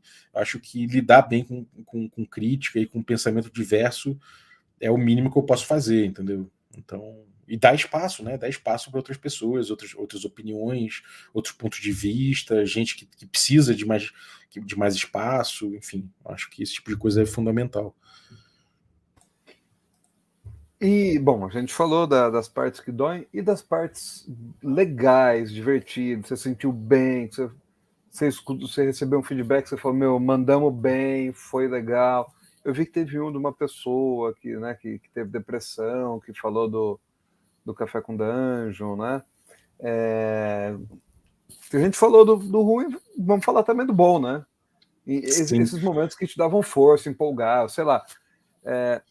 Só vou fazer um pequeno comparativo, e aí eu te devolvo, porque assim, eu sou professor, e quando você falou, meu, vai ter 190 pessoas me assistindo, eu lembro um dia eu estava dando aula no cursinho, e tinha umas 200 pessoas na sala, assim, lotado. Caraca. E eu em pé explicando tal, giz e lousa, papapá, e eu falando com o microfone, porque a sala é grande. Essa uma hora eu olhei assim, aquele mar de gente, todo mundo prestando atenção no que eu falo, anotando o que eu falo. Me deu um sentimento assim, sabe, um momento assim, cara, as pessoas. Aí entra aquele ponto, meu, primeiro que eu não posso pisar na bola, né? Porque tem muita confiança aqui, tem muita responsabilidade. Mas eu não me esqueço dessa sensação, sabe? Eu tava dando aula, aí quando eu olho, eu vejo todo mundo me olhando. E aí eu acho um pouco. Só que depois disso, com o tempo, você tira de letra. Que eu penso que o que aconteceu com você, com o Café com Dungeon, com a Regra da Casa, que chega uma hora que você. Né? Fazer esse comparativo porque, sei lá, eu me senti contemplado na sua história. E o segundo, porque outra coisa que eu falei, eu perguntei, eu lembrei Uma vez eu entrevistei a Renata e a Paula do Caquitas, e elas, eu acho que foi a Paula que falou assim, falou, olha, mestrar é muito parecido com dar aula. Você tem fluxo, você tem ritmo, você tem didática, você tem... E eu falei de você voltar, eu lembrei de um dia que eu dei aula numa semana, na outra eu fui e o aluno já matou na hora. Eu fiquei tão feliz, voltei para casa tão feliz, falei, meu, sabe? Aí eu pensei que talvez tenha alguma semelhança nisso, né? E você Uhum. teve esse momento de você terminar, você deita, às vezes você fica pensando naquilo que é algo tão bom, tão legal que pega os seus pensamentos. Tem muito momento legal, cara. Eu acho que, assim, realmente, se não fossem esses momentos legais, né, serem mais numerosos do que os momentos chatos, eu não teria chegado ao 1000 sem dúvida, assim. O que eu mais gostei, né, eu posso falar o que é mais gostoso para mim é ter uma galera muito engajada, né? Isso é o mais legal. E essa galera engajada, para minha surpresa, não era a galera da comunidade old school, da galera USR, né? Aquela galera que era daquela comunidade do tipo de jogo que eu mais gostava. Não era. Era uma galera que jogava jogos diversos, alguns jogavam old school também, mas que entendiam que aquelas reflexões serviam para elas também e de alguma forma melhoraram o jogo delas, ou que despertaram elas para um outro tipo de jogo, ou que despertaram elas para algumas práticas que trouxeram mais qualidade, ou deram coragem para ela começar a jogar, começar a mestrar, começar a experimentar outros jogos. E as pessoas são muito me encaram muito como um amigo, né? Isso é muito gostoso, essa horizontalidade da coisa. A galera vem e troca uma ideia comigo de igual para igual. Assim, não vem nenhum, Balbi, não sei o quê. Não é, cara, é muito horizontal, né? Porque normalmente tem essa coisa, o cara que é produtor de conteúdo, a galera meio que trata como se fosse uma, sei lá, uma personalidade, não sei o quê. E não é, tipo, é muito horizontal a relação que eu tenho com o grupo mais engajado do café. E eles normalmente vêm trazer essa coisa de que, cara, olha, tuas reflexões foram muito importantes para o meu jogo. O café foi muito importante no meu dia a dia, para ouvir você. Às vezes eu estava solitário, sei lá, estava passando por um período difícil, ouvir você e dividir com você uma paixão que é o RPG fez muito sentido para mim. Muita gente que discorda de mim, cara, isso é muito gostoso, sacou? Pode parecer, sei lá, eu tenho muito orgulho, né, de dividir a comunidade, os espaços com gente que pensa diferente de mim. Eu tenho muito orgulho também de ver muito produtor de conteúdo que se inspira na produção, na minha produção, que tira, né, que tira certas coisas diretamente, assim, certas informações ou certo jargão, né? Não tem como você falar de RPG 1000 episódios sem inventar, de certa forma, algum jargão ou de, enfim, adotar algum jargão. E eu vejo esse jargão nos sentidos que eu adotei, com a intenção que eu adotei, ganhando espaço em outros canais, em outras reflexões. Isso é muito gostoso. Gente que assumidamente faz isso, gente que não, que faz isso de forma implícita, sabe? Mas que dá para ver que de alguma forma foi influenciado por aquilo. Vejo, sei lá, ver gente que menciona, né, sem me marcar nem nada, mas às vezes eu cruzo com menções sobre o Café com Dungeon que me deixam realmente emocionado, assim, tu fala, cara, houve uma contribuição, independente das pessoas concordarem comigo, elas gostam de entrar em contato com as ideias, sentem que há contribuição ali, sentem que há uma coisa verdadeira, né? Assim, essa coisa de ser didático, né? Nunca foi muito o meu objetivo, não, para ser sincero. Claro, eu acho que falar com didática é uma coisa que faz diferença. Talvez eu consiga ser didático em algum nível, porque trabalho com aula, né? Então existe essa parada de você buscar de repente algum ritmo, ter alguma ideia, assim, mas nunca foi muito o meu objetivo. Meu objetivo foi muito mais a coisa do papo de bar, de dividir ideia, dividir reflexão, muito mais do que ser didático, ensinar para alguém alguma coisa, nunca foi muito por aí, né? Tem até o livro, né? O Caminho do Mestre Cafeinado, que eu lancei recentemente, que é um livro de dicas de RPG. Mas essas dicas de RPG, eu entendo que uma boa dica de RPG é aquela que, independente da pessoa seguir ou não o que você está falando, né, que é bom fazer, que a pessoa possa refletir em cima do que você está trazendo. Né? E isso vai naturalmente fazer com que a prática dela melhore, porque ela está refletindo sobre aquilo. E eu tenho muito orgulho de ver que muita gente embarcou nessa, muita gente dividiu as reflexões, muita gente compartilhou, muita gente contribuiu trazendo ideias e criticando e falando, pô, Babo, você devia ver esse jogo aqui, né? Você citou a Renata e a Paula, né, do Caquitas. Eu teve um episódio que eu falei, cara, o Sétimo Mar é um jogo que eu bati muito no café, né? Um jogo que eu tenho muitas críticas ao jogo. E eu falei, cara, eu joguei bastante Sétimo Mar, mas eu sei que a Paula e a Renata jogaram muito mais que eu. Então, vem, vocês duas querem vir falar sobre o Sétimo Mar? Então a gente fez um episódio em defesa do Sétimo Mar. E eu ouvi com muita atenção, foi muito importante. Eu vi que qualquer jogo que você queira trabalhar e queira se aprofundar, se você jogar bastante, você vai chegar a boas práticas dentro daquilo ali, né? E é muito gostoso ver essa dialética, sabe? Tomando conta do canal e ele virando um organismo próprio, né? Então eu tenho muito orgulho desse organismo próprio que ele acabou virando, sabe? É muito esse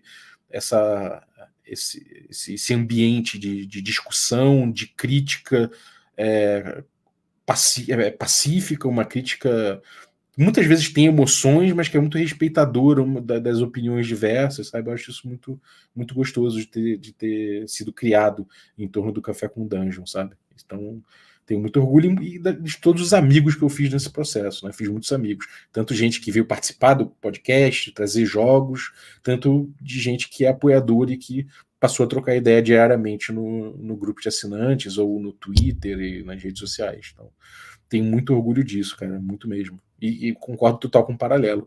Ainda que não seja a didática seja um objetivo meu, né? Muitas vezes eu sou até hermético, é uma coisa que eu quero trabalhar no futuro.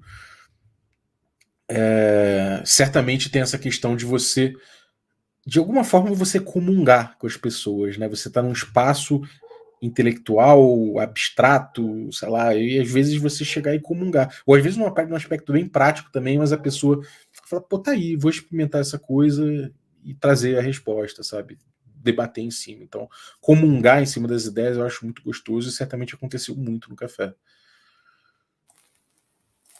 Bom, até eu participei. Tu participou, né? Para falar do Flow, né? Vai sair o segundo esse ano. O segundo Flow vai ter esse ano. Ah, que maneiro. O festival de LARP online, né? Uhum. Pô, você falou do livro, você já está queimando a linha. Me fala, O Caminho do Mestre Cafeinado, né? Como que surgiu a ideia de publicar um livro de dicas, né? São 100 dicas. E é o volume 1, né? Então eu imagino que você já tem Sim. um 2, você já está pensando, ou está escrevendo, enfim. Como Cara, surgiu a ideia de transformar um material e qual que é o andamento? Cara, eu sempre tive essa coisa de. Eu sempre fui um consumidor de dica de RPG. Né? Dragão Brasil e na gringa também. Eu sempre fui um consumidor de dica de RPG.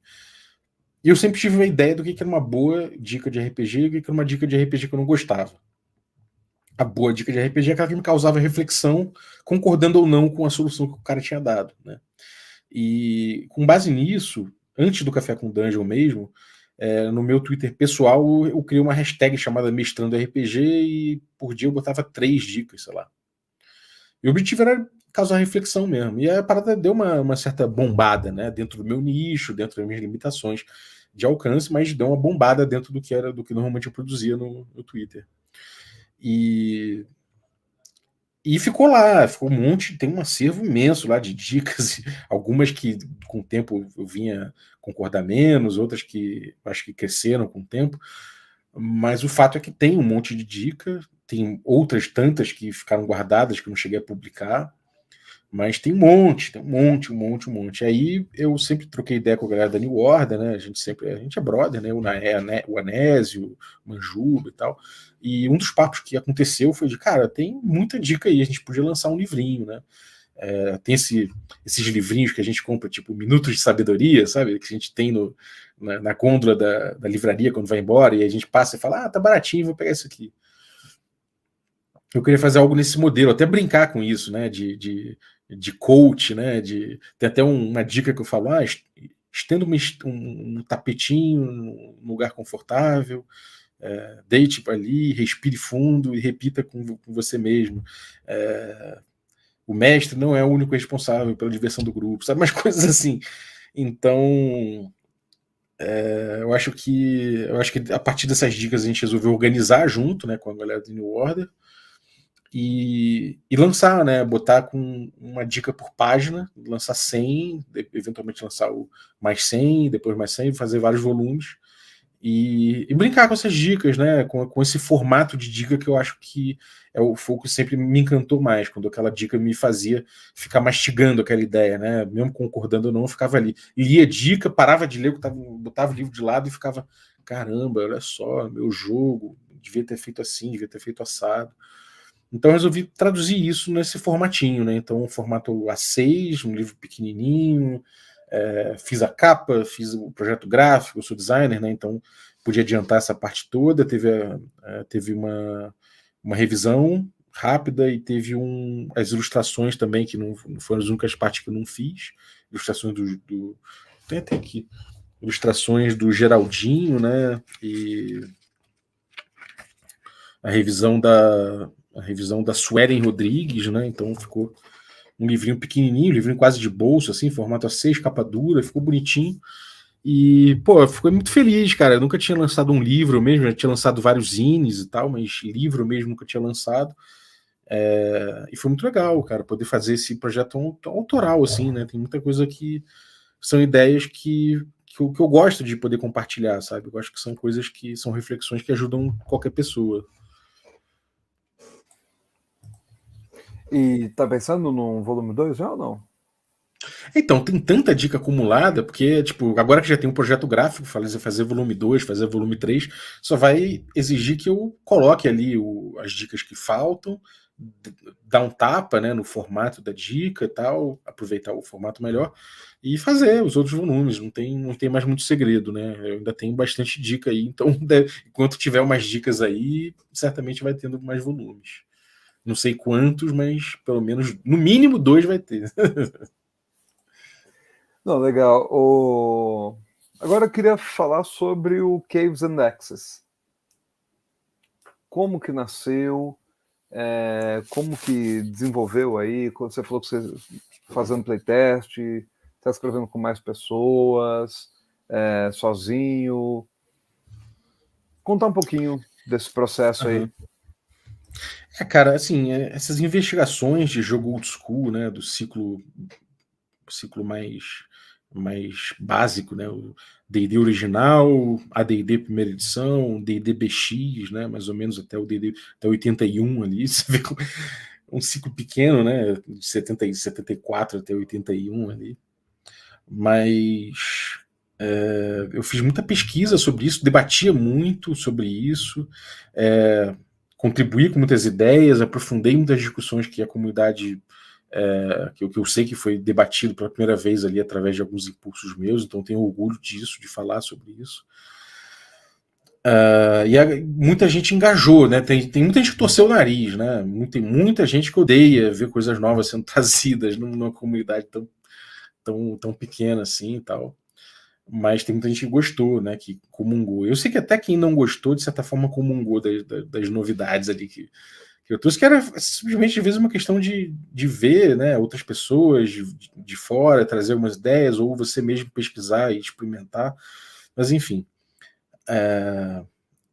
Muita gente começou a comungar dessas ideias e experimentar junto, e ver o que eu falava, ficar curioso, ver os experimentos de Hexcrawl que eu estava fazendo, né? Eu costumo brincar que eu passei pelo menos aí uns 4 anos em busca do Hexcrawl perfeito, eu ainda não encontrei, mas estou chegando lá, estou chegando próximo, né? Talvez eu nunca chegue lá, mas próximo vai chegando, e essas pesquisas todas, muita gente ficava perguntando, e aí, cara, você pretende lançar um jogo? Eu falo, pô, mas o jogo que eu uso é o D&D antigo e tal. Ah, mas você não quer fazer um retroclone, né? Que é muito. Essa primeira geração dos OSR. Basicamente, você pegar os D&Ds antigos, liberados ali na licença, remodelar com algumas regras da casa que você costuma usar, ou de repente dar uma proposta estética um pouco diferente, ou dar uma organização de design diferente para o livro. E aí eu falei, cara, um retroclone já tem também, já tem os meus retroclones favoritos, né? Mas uma coisa que de fato eu trazia de inovação, né? É de olhar os jogos old school a partir da lente desse manual que eu já citei, né? O Quick Primer for Old School Gaming, e chegar em conclusões próprias a respeito disso, né? Conclusões minhas a respeito de playstyle, a respeito da melhor forma de utilizar esses jogos antigos. E aí, a partir disso, eu senti que existia aí um lugar que a gente podia chegar. Então, eu fiquei com vontade de fazer, de traduzir, né, num jogo essas ideias. Isso era um desafio muito grande. E algumas pessoas da comunidade que eram muito alinhadas com o tipo de solução que eu trazia, né? O Carlinhos, o Carlos Silva, né? Que a gente chama de Malvadeza, tem o João Bulamar, que tem o Chico Siqueira, o Rafa Massuia, uma galera que estava pesquisando a mesma parada, era muito. Concordava muito com as coisas que eu trazia, com a visão que eu trazia. Então a gente resolveu juntar, né, os nossos esforços e trabalhar em cima desse jogo. E esse jogo, nesse momento, a gente tem um site, né, que ele está online, é o cavesandhexes.com. O nome está em inglês porque a gente almeja botar ele na comunidade internacional, em primeiro lugar. Porque, enfim, porque abre portas, né, de certa forma, você abre portas levando para a comunidade gringa, muita gente, uma comunidade muito maior de gente, outras visões, né, acabam comungando, a maioria das pessoas do old school acaba conseguindo ler inglês tranquilo, então mas obviamente que a gente quer lançar em português também, mas o lance é a gente entender que a gente tinha um playstyle a ser traduzido em jogo, né? Isso é um desafio muito grande. A gente sente que a proposta ela não chega nem a ter exatamente um benchmark, sabe? A gente não tem exatamente onde se escorar para fazer igual. Né? O mais próximo que eu cheguei de um benchmark para o Caves and Hexes foi estudar o material do Vincent Baker, né? Ele falando sobre diálogo ficcional, os desenhos dele sobre isso. Então eu estou indo nesse mais ou menos também nesse tipo de estudo para embasar, né, o Caves and Hexes, entender o diálogo ficcional que ele propõe, entender a distribuição dos papéis no jogo, entender por que existe o papel do mestre, o que fundamenta o papel do mestre nesse tipo de jogo, como desenhar melhor o papel do mestre num jogo old school, né, porque é um absurdo que ele seja um cara que tem tanto poder acumulado e que ele possa simplesmente acabar o jogo porque ficou puto com alguma coisa, sabe?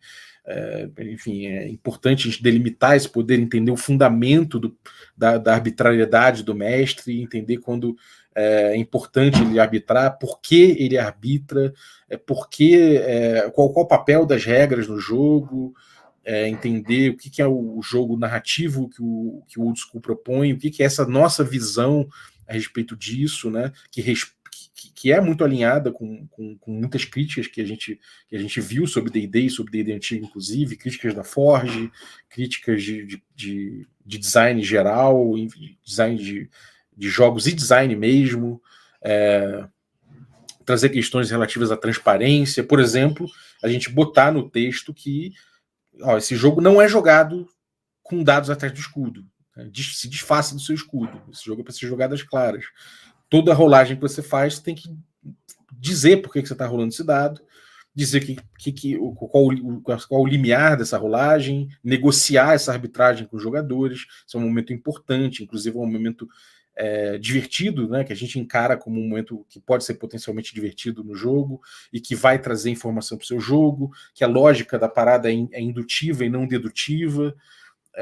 Enfim, tem muitas questões que a gente quer abordar em manual. Isso é um puta desafio, assim, talvez em termos de design instrucional e de design puro, né, aplicado, assim, seja o maior desafio que eu possa encarar na minha carreira de designer, sabe? E eu acho muito legal, eu me sinto muito, muito ligado por esse desafio, né? Mas ao mesmo tempo um desafio muito grande, muito profundo, e que vai pedir muita habilidade muita didática, né? Realmente.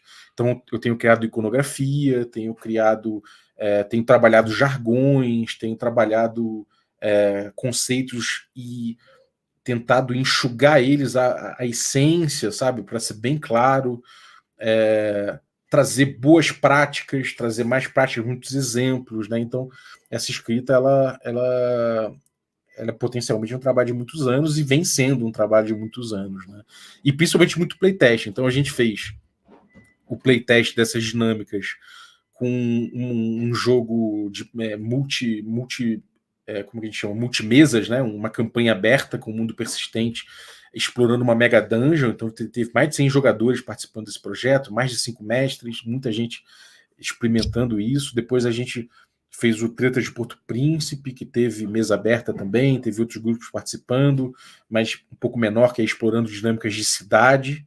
E paralelo a isso, a gente foi explorando também dinâmicas de exploração dos ermos dentro dessas regras. E atualmente a gente tem feito esse playtest do kit de Hexcrawl do Caves and Hexes, em que a gente tem jogado Beer Gotten, que é uma campanha aberta também, já teve mais de 100 pessoas passando, tem muitos grupos ativos, em que eu trabalho bastante as ferramentas de Hexcrawl e tento entender outros motores narrativos que não XP por ouro, né, que é o que embasa o D&D original, tentar trazer XP por descoberta, por exploração, por troca de rumores, né? Então o lore do jogo é construído por rumores dos grupos que trazem de volta esses rumores para a cidade, né? Que é onde os grupos se reúnem. Então explorar essas dinâmicas e tudo mais dentro desse playtest traz muitos insights, traz os problemas, né? Ajuda a gente a pensar o playstyle e entender a melhor forma de tentar traduzir isso para a instrução. Então é um trabalhaço, assim, mas é muito apaixonante. É a minha cachaça, né? Junto com o café era a minha cachaça. E agora eu vou, obviamente, poder ter a mente um pouco mais livre, né? Para poder me debruçar mais sobre isso. O playtest já te causou aquela sensação de tá errado, isso aqui não rola? E aí você tem que voltar e aquela regra tão linda que você pensou, e aí quando você joga, às vezes os alunos percebem, ou os alunos, a gente falou de escola, às vezes os jogadores percebem, às vezes você percebe e a mesa rola, mas você fala, pô, não era isso que eu queria. E quando isso acontece, o que você faz? Cara, eu tenho trabalhado muito, até no café, né? O café é muito o reflexo dessas paradas, mas eu falei muito de feedback no café, né? Teve uns 3 episódios ao longo do tempo que eu falei especificamente sobre feedback. E para mim é muito importante o feedback no playtest, né, cara? Você não é aquela coisa de você simplesmente perguntar, e aí, o que vocês acharam, né? Normalmente o que vocês acharam vai dar, foi legal, né? Foi legal, nem tanto, preferi outra sessão. Aí tem aquela segunda etapa, né? Aquela segunda etapa não, aquele segundo nível que você pode ir, que é falar, e aí, o que vocês gostaram mais, o que vocês gostaram menos? Que é interessante, né? Você vai ouvir alguns feedbacks interessantes daí, principalmente quem tem coragem de falar.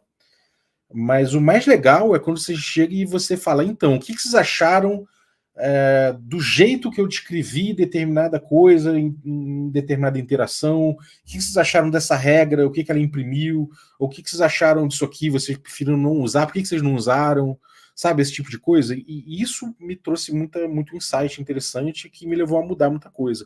Eu posso dizer que dentro do Caves and Hexes, a parte que ficou mais instável e sujeita a mudanças foi justamente o Hexcrawl, né? E muito porque eu fico nessa busca eu chamo de busca do Hexcrawl perfeito, que é a minha proposta de Hexcrawl, a proposta do Caves, dos autores do Caves junto, que é de usar as ferramentas de Hexcrawl para ter um zoom narrativo na exploração do terreno, né?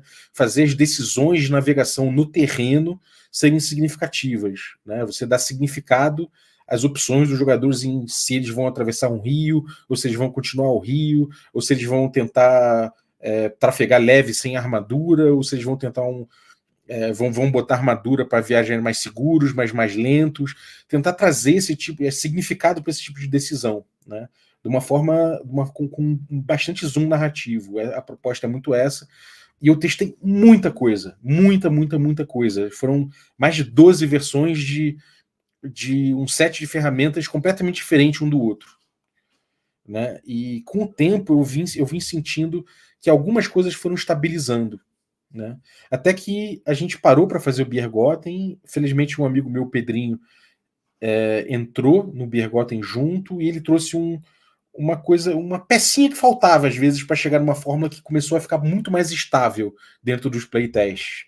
Então, no último ano agora, né, do meio de 2021 e 2022, de forma geral, a gente encaixou essa pecinha e a coisa veio se estabilizando, que parece que tirou toda uma nuvem de confusão que estava e chegou numa coisa muito simples. E aí eu sinto que, como ela veio ficando mais estável, eu vim sentindo menos necessidade de mudar, vim sentindo o playstyle se consolidar, os jogadores foram ficando cada vez mais cientes de onde a gente queria chegar com esse set de ferramentas de Hexcrawl, e a relação lúdica vai ficando mais clara para todo mundo. E aí, isso para mim é uma comprovação de que a gente está chegando lá, sabe? Está muito próximo. Claro que sempre tem coisas para mexer, mas que a gente está chegando lá. Então, fazer exaustivamente playtest de Dungeon Crawl, de City Crawl e de Hex Crawl levam as 3 experiências básicas que a gente quer passar com Caves and Hexes. E a gente vem sentindo que nas 3 experiências a gente veio trazendo para um momento mais estável, onde a gente consegue enxergar melhor, junto com os jogadores, qual a nossa proposta dentro disso, entendeu? Se você fosse falar em porcentagem, a quantidade, em qual parte que está o jogo? Já está 50%, está 40%, está 70%? Não, cara, em termos de playtest, né, da gente testar as paradas, a gente deve estar em 70%, talvez. Falta a gente emburacar um pouco mais em dinâmicas de cidade, tá? Isso vai ser importante. A gente vai precisar de umas ferramentas específicas para a cidade, downtime, umas coisas mais sofisticadas a respeito disso. Separando isso, né, a gente tem uma empreitada muito própria, que é a escrita do manual. E a escrita do manual deve estar em 8%. Essa minha sensação é essa. A gente tem feito muitos boards, a gente tem feito muitas digressões, a gente tem o SRD todo escrito, mas ele vai mudar muito. Então eu sinto que a gente tem muito material, a gente vem acumulando muito material, a gente vem trazendo muitos conceitos, muitas coisas, mas agora é a hora da gente realmente parar e começar a escrever, organizar o conteúdo a partir de todos esses estudos que a gente fez. E nisso a gente está começando agora. Eu sentei, sei lá, na outra semana com o João para a gente ver o índice, sacou? Então, ele está muito. O manual em si, né, em termos de concepção do estilo de jogo, da experiência e do set de ferramentas que a gente tem dentro do jogo, ele está ficando cada vez mais consolidado. Mas a escrita do manual, ela está muito incipiente, né? E realmente é o maior desafio. Mas, por outro lado, eu sinto que quanto mais sofisticado a gente fica nessa percepção do jogo, né, como fundamento e como teoria, mais simples vai ficando a ideia da escrita que eu quero botar nele e que a galera quer botar nele também. Então, eu imagino que deva ser que nem um SRD. A partir do momento que a gente concebeu algumas coisas e botou a mão na massa, a coisa começa a andar, sabe? Então, agora essa segunda parte do projeto, que é o manual, ela está começando agora. É o que as pessoas não sabem, né? Que bolar um jogo é uma coisa, escrever o jogo é outra, né? É outra coisa. E deixar claro, né, essa questão da didática, de olha, o que é isso, como faz. Deixa eu fazer uma pergunta. Você atualmente escuta podcast de RPG? Sim, escuto, cara. Eu escuto muito podcast. Eu sou um cara que nunca deixei de consumir coisas, sabe? Eu acho que se eu não tivesse esse espaço de consumir conteúdo de outras pessoas e jogos de outras pessoas e coisas diversas, eu não conseguiria ter feito os 1000 episódios. Então, de forma geral, no Brasil, eu ouço Caquitas, costumo ouvir. Tem o do Tadeu, que é o. Como é que é o nome? Deixa eu achar aqui meus favoritos aqui. É o. Até tive. Alusão. Alusão, Alusão. isso. Eu acompanho Alusão. Acompanho o Nitrocast, acompanho alguns que são mais. Ó, tem o Porão, o Dados no Porão, que começou há pouco tempo, tenho ouvido. Tem podcast gringo também que eu ouço, né? Tem bastante. Tem podcast de outras coisas, né? Tem o Mundo Freak que eu gosto. Tem o. Deixa eu ver. Tem uns gringos que eu uso muito, que não é de RPG, mas que me influenciam de alguma forma, que é o Tech Won't Save Us.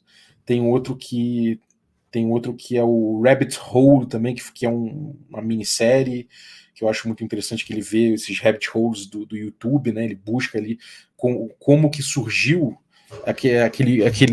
aquela etapa ali da internet em que a gente vê um spree killer fuzilando as pessoas no colégio e no final como se fosse um jogo de CS, e no final ele fala subscribe to PewDiePie, né? Tipo, se inscreva no canal do cara.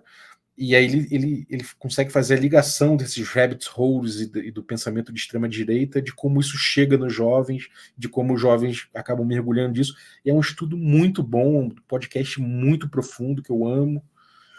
Eu amo Projeto Humanos também, que é muito bom. E tem um outro que é o Wind of Change, que é um podcast que pesquisa, né, e documenta como a banda Scorpions, né, que tem essa música Wind of Change, ela era uma banda que tocava músicas compostas pela CIA, no contexto da Guerra Fria.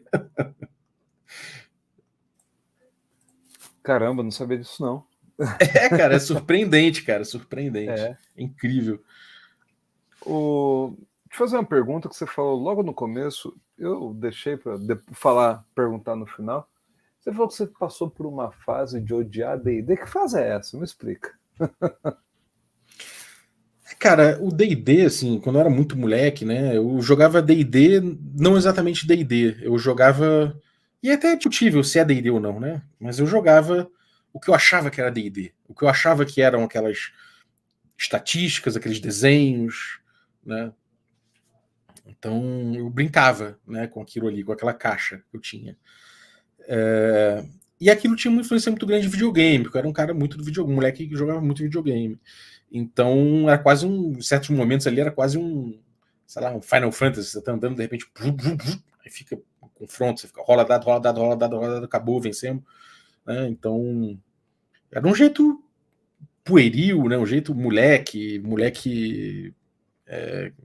novo, né? Sem muita noção das coisas, de jogar D&D. Então, evoluiu, né? Fui aprendendo a jogar D&D, mas acabou que fui aprendendo a jogar D&D na época do AD&D segunda edição, coisa de matar monstro, murder hobo, e violência por violência, inflação de poder, vamos matar o Tarrasque, agora vão matar o pai do Tarrasque, agora vão matar a avó do Tarrasque, né? E, pô, eu comecei a ver Vampiro, comecei a ver outros jogos, Castle Falkenstein, comecei a ver Mago Ascensão, né?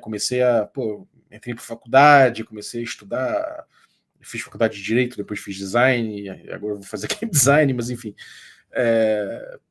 Adorava Sociologia, adorava Filosofia, adorava Teoria do Estado, então eu começava a ter outros interesses misturados com RPG, e eu sentia que o D&D não me trazia muito, não dava vazão a essas coisas, né? Comecei a estudar roteiro por interesse próprio, não por trabalho, mas eventualmente eu estudei animação antes de virar designer. Eu fiz os cursos de animação do Animamundi, então peguei roteiro, enfim, muitos interesses, assim, e eu senti que o D&D não me despertava para botar esse interesse em jogo. Mas isso foi até o momento em que eu resolvi brincar novamente de D&D, no momento que a gente saía de uma campanha de 7 anos de Ars Magica, que era um jogo muito complexo, e eu vi que o D&D podia entregar uma outra experiência, e que o D&D antigo, inclusive, não era o mesmo D&D que eu jogava quando eu era moleque. Né, e que eu podia encará-lo de uma forma um pouco mais madura, e que tinha muitas coisas legais ali dentro, que tinha muitas dinâmicas legais, e que tinha um universo todo particular ali para se estudar a respeito disso, e acabou que eu dei um mergulho bem forte no D&D a partir do momento que eu descobri que ele também tem uma forma mais madura. Como eu fiquei mais maduro com o tempo, eu podia encarar o D&D também de uma forma mais madura, assim como o Vampiro. Hoje em dia eu tenho uma vontade de pegar e jogar uma campanha de novo de Vampiro, porque a minha visão sobre Vampiro mudou, né? A minha visão de mundo mudou, e por mais que eu curtisse roteiro, eu estivesse estudando roteiro e sociologia e filosofia, jogando mago, mesmo assim, eu sei que hoje em dia eu teria outra visão sobre aquilo. Eu, de certa forma, amadureci algumas coisas, mudei algumas coisas também, não necessariamente para melhor, mas mudei, evoluí. Então, você muda, o teu jogo muda. Não necessariamente aquele sistema, né, aquela coisa, ele vai sempre te trazer a mesma coisa.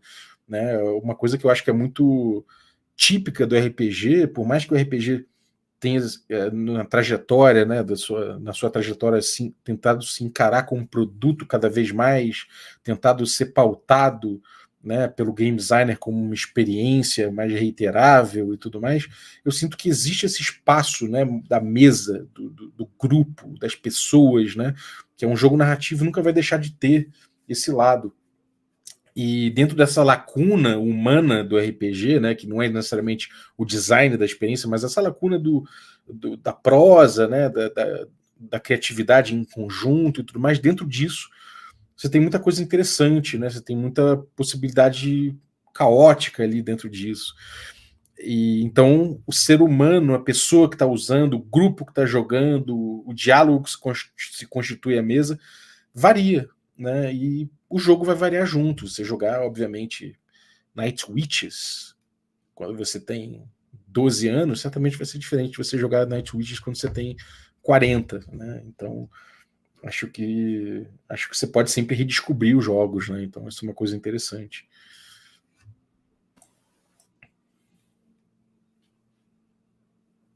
Isso o microfone não. Eu apertei, eu bati o lugar errado, enfim. Bom, queria saber agora dos planos futuros, além do Caves and Hexes. Quais são os planos aí para o Balbi 2022, 23, 24, contando? Eu não sei se é 22, né? Provavelmente 22, sim. Eu estou estudando game design, né?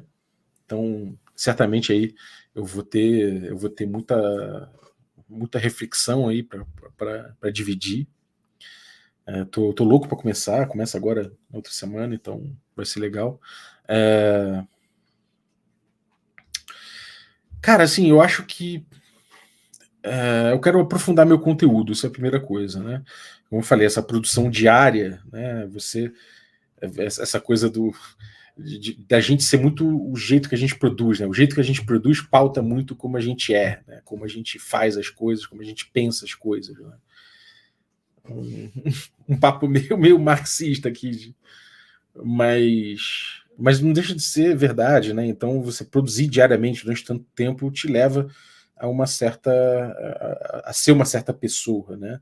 Eu quero ser um pouco diferente, eu quero ter um pouco mais de liberdade para flanar pelas minhas ideias, para aprofundar algumas coisas, para não necessariamente tudo que eu fizer eu ter que produzir em áudio, em podcast, naquele formato para atender o Spotify, para atender, sabe, para ter métricas, não sei o quê, se eu quero fazer um vídeo, né? Vou fazer um canal no YouTube. Então tem que fazer tudo pelo menos 2 vezes por semana, tem que ter um vídeo de 15 minutos que o algoritmo promove melhor. Tem que ter palavra-chave, tem não sei. Eu não quero nada disso. Eu quero usar as plataformas de acordo com o que eu senti que o meu conteúdo pede. Então, se eu quiser falar alguma coisa que tem um visual, né, para demonstrar, faça um vídeo e coloque no YouTube, né? E dane-se a métrica. Eu quero fazer uma live, porque eu quero discutir alguma coisa ao vivo, então eu posso fazer no Instagram, posso fazer na Twitch. Se eu quiser escrever alguma coisa, eu posto no site, eu posto numa newsletter, e tudo isso vai formando, de repente, algumas investigações mais profundas. Então, de repente, eu posso fazer meu conteúdo, não sei ainda, né? Eu tenho discutido bastante com o grupo de assinantes, que continuam apoiando, né? Então, eu estou discutindo com eles exatamente o formato, mas em teoria eu quero pegar algumas temporadas e dentro de cada temporada pegar um assunto para aprofundar, né?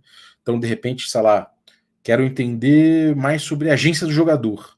E tentar fazer investigações sobre isso, não necessariamente só dentro do game design, mas filosoficamente, de repente fazer paralelos disso com o livre-arbítrio, chamar um teólogo para falar de livre-arbítrio, um filósofo para falar de livre-arbítrio, sei lá, poder investigar as coisas de outros pontos de vista, chamar gente que pensa diferente, mas tentar fazer pacotes de conteúdo, né, que não necessariamente são um formato só, que podem ser formatos diversos, que permitam uma indexação, né, dessa produção também, porque podcast é muito difícil você consultar.